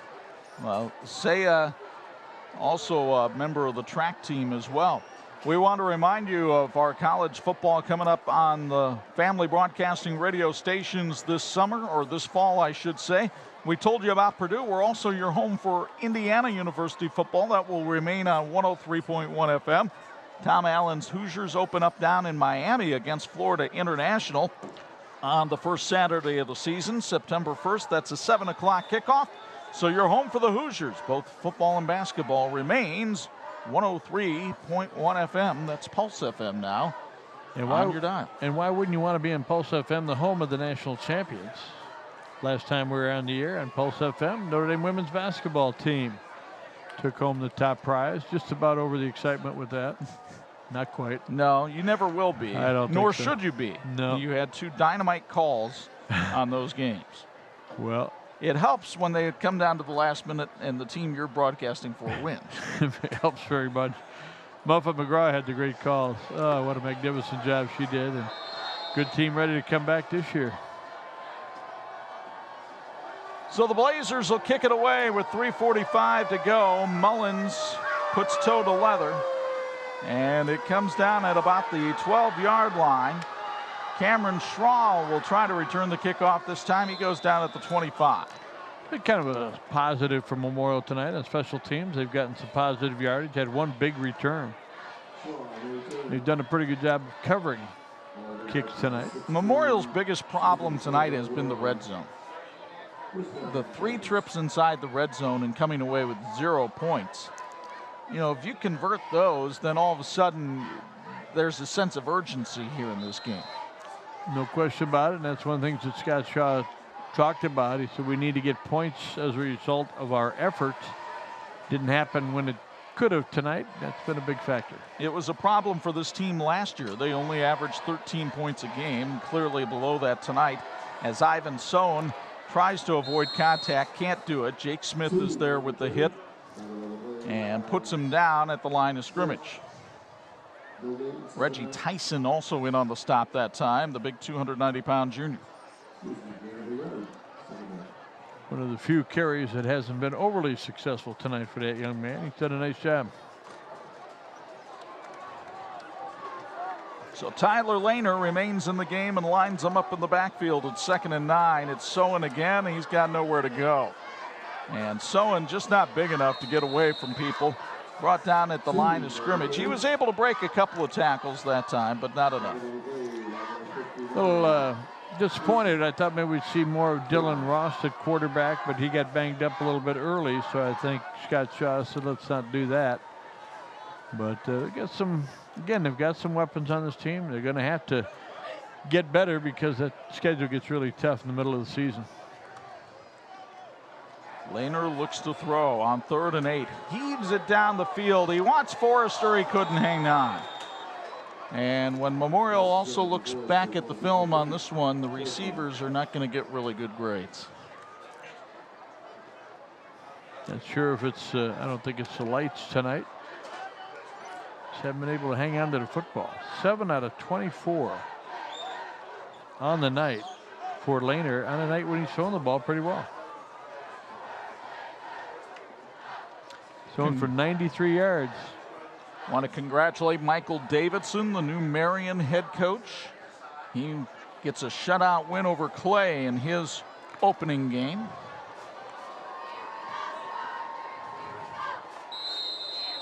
And Scott Shaw will take a timeout here. He saw something on special teams he didn't like, and continuing to try to coach his squad up. I think one of the players who needed to be out there on the field wasn't. And so with 2:26 to go, Central up 38-7. We'll keep it right here. The teams in this game are working toward a great finish, and so is a team from Imagineering Finishing Technologies, partners with industries including aerospace, automotive, military and defense, medical, and precision machining. At IFT, quality is a way of life. Also want to congratulate South Bend, Washington. Jay Johnson's team starting the season with a win over Hammond tonight. So a nice victory for the Panthers. Could be a good night for the South Bend schools. We'll have to see how Adams is able to do. Riley looks on its way to get a win over New Haven. And Penn has a 7-3 lead on Valparaiso, headed to the 4th at TCU Freed Field. Graham Eli's kick rolls to a stop down at the 38-yard line. And with 2:17 to go, it will likely be the reserves coming onto the field for Elkhart Central right here. I have to think we're going to see more from Isaiah Chandler at quarterback. Pretty nice situation for both these teams to have a pretty good backup quarterback they can count on. Also want to congratulate Keith Kinder, the Mishawaka head coach.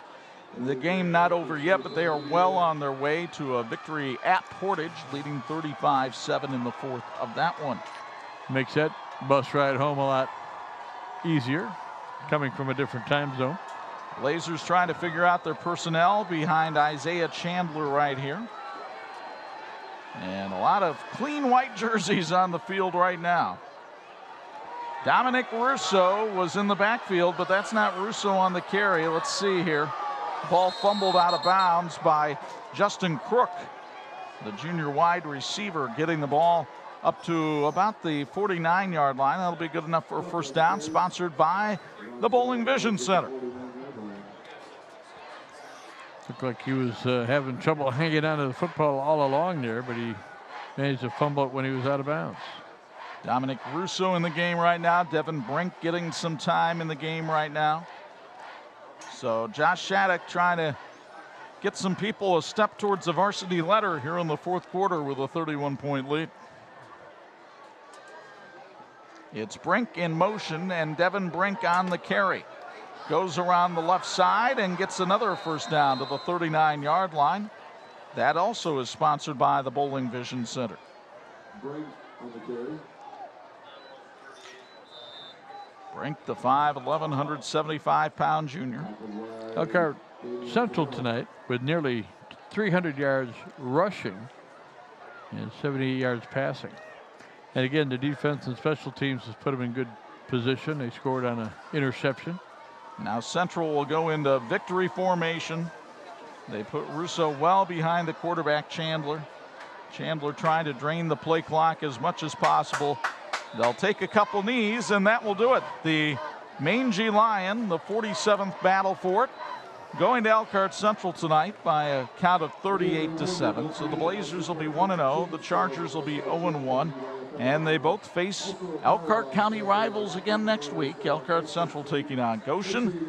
Elkhart Memorial, as Bob mentioned earlier, will be taking on the Concord Minutemen, who at last count had their hands full with St. Joe tonight.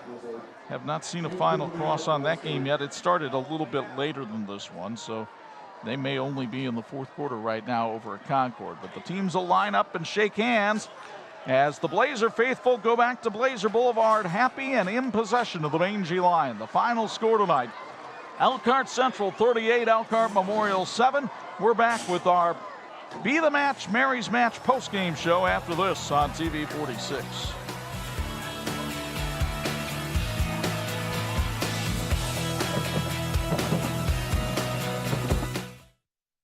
For watching the WHME TV 46 High School Football Game of the Week. Brought to you by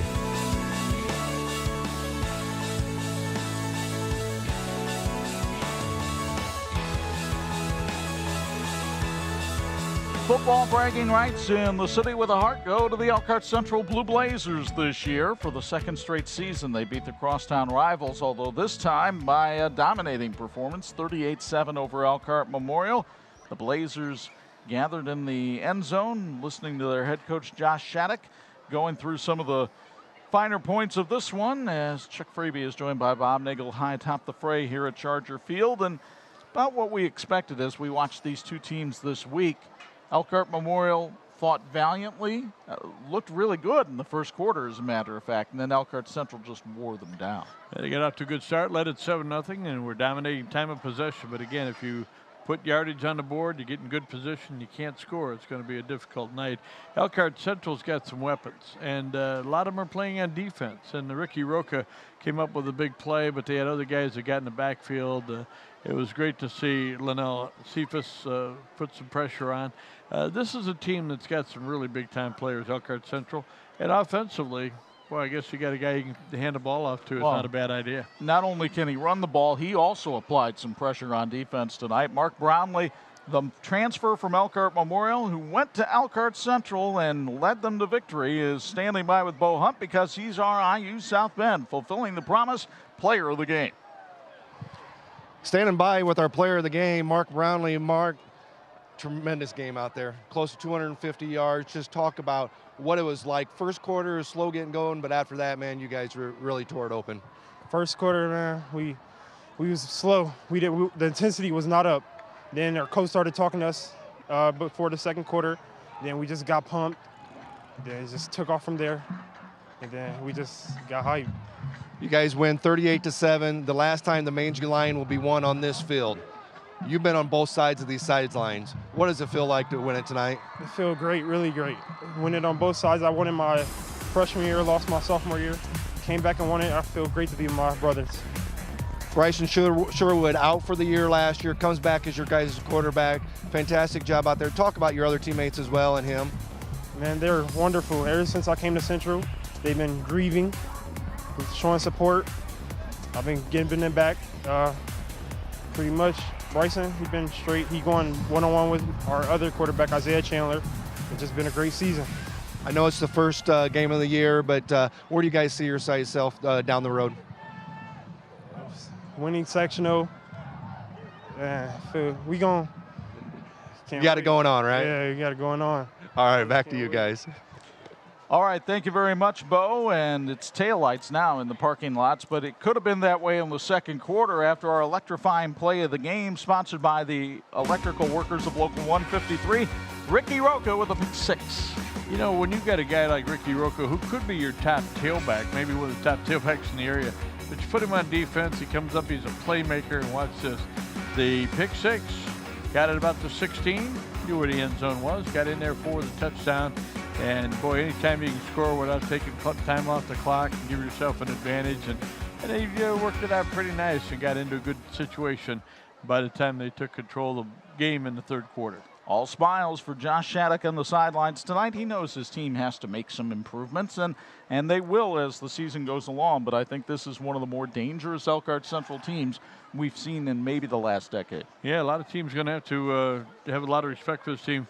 One thing we didn't see them do other than running the football was to score a big play. They can throw the ball, and they've got some receivers. It'll be fun to watch. Yep, they hit Kyron Pearson with that one late in the second quarter that was somewhat of a backbreaker from Memorial.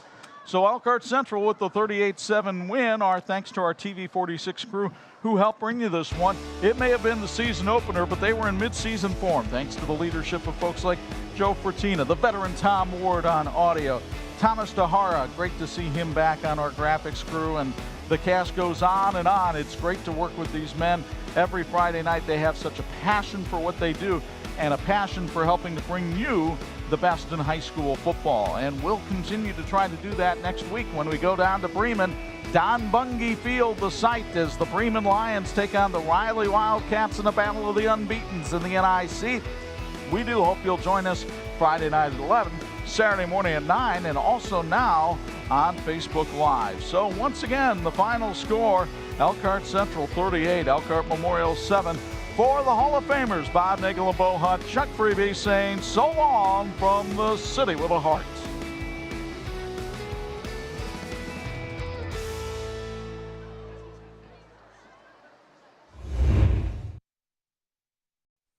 Thanks for watching the WHME TV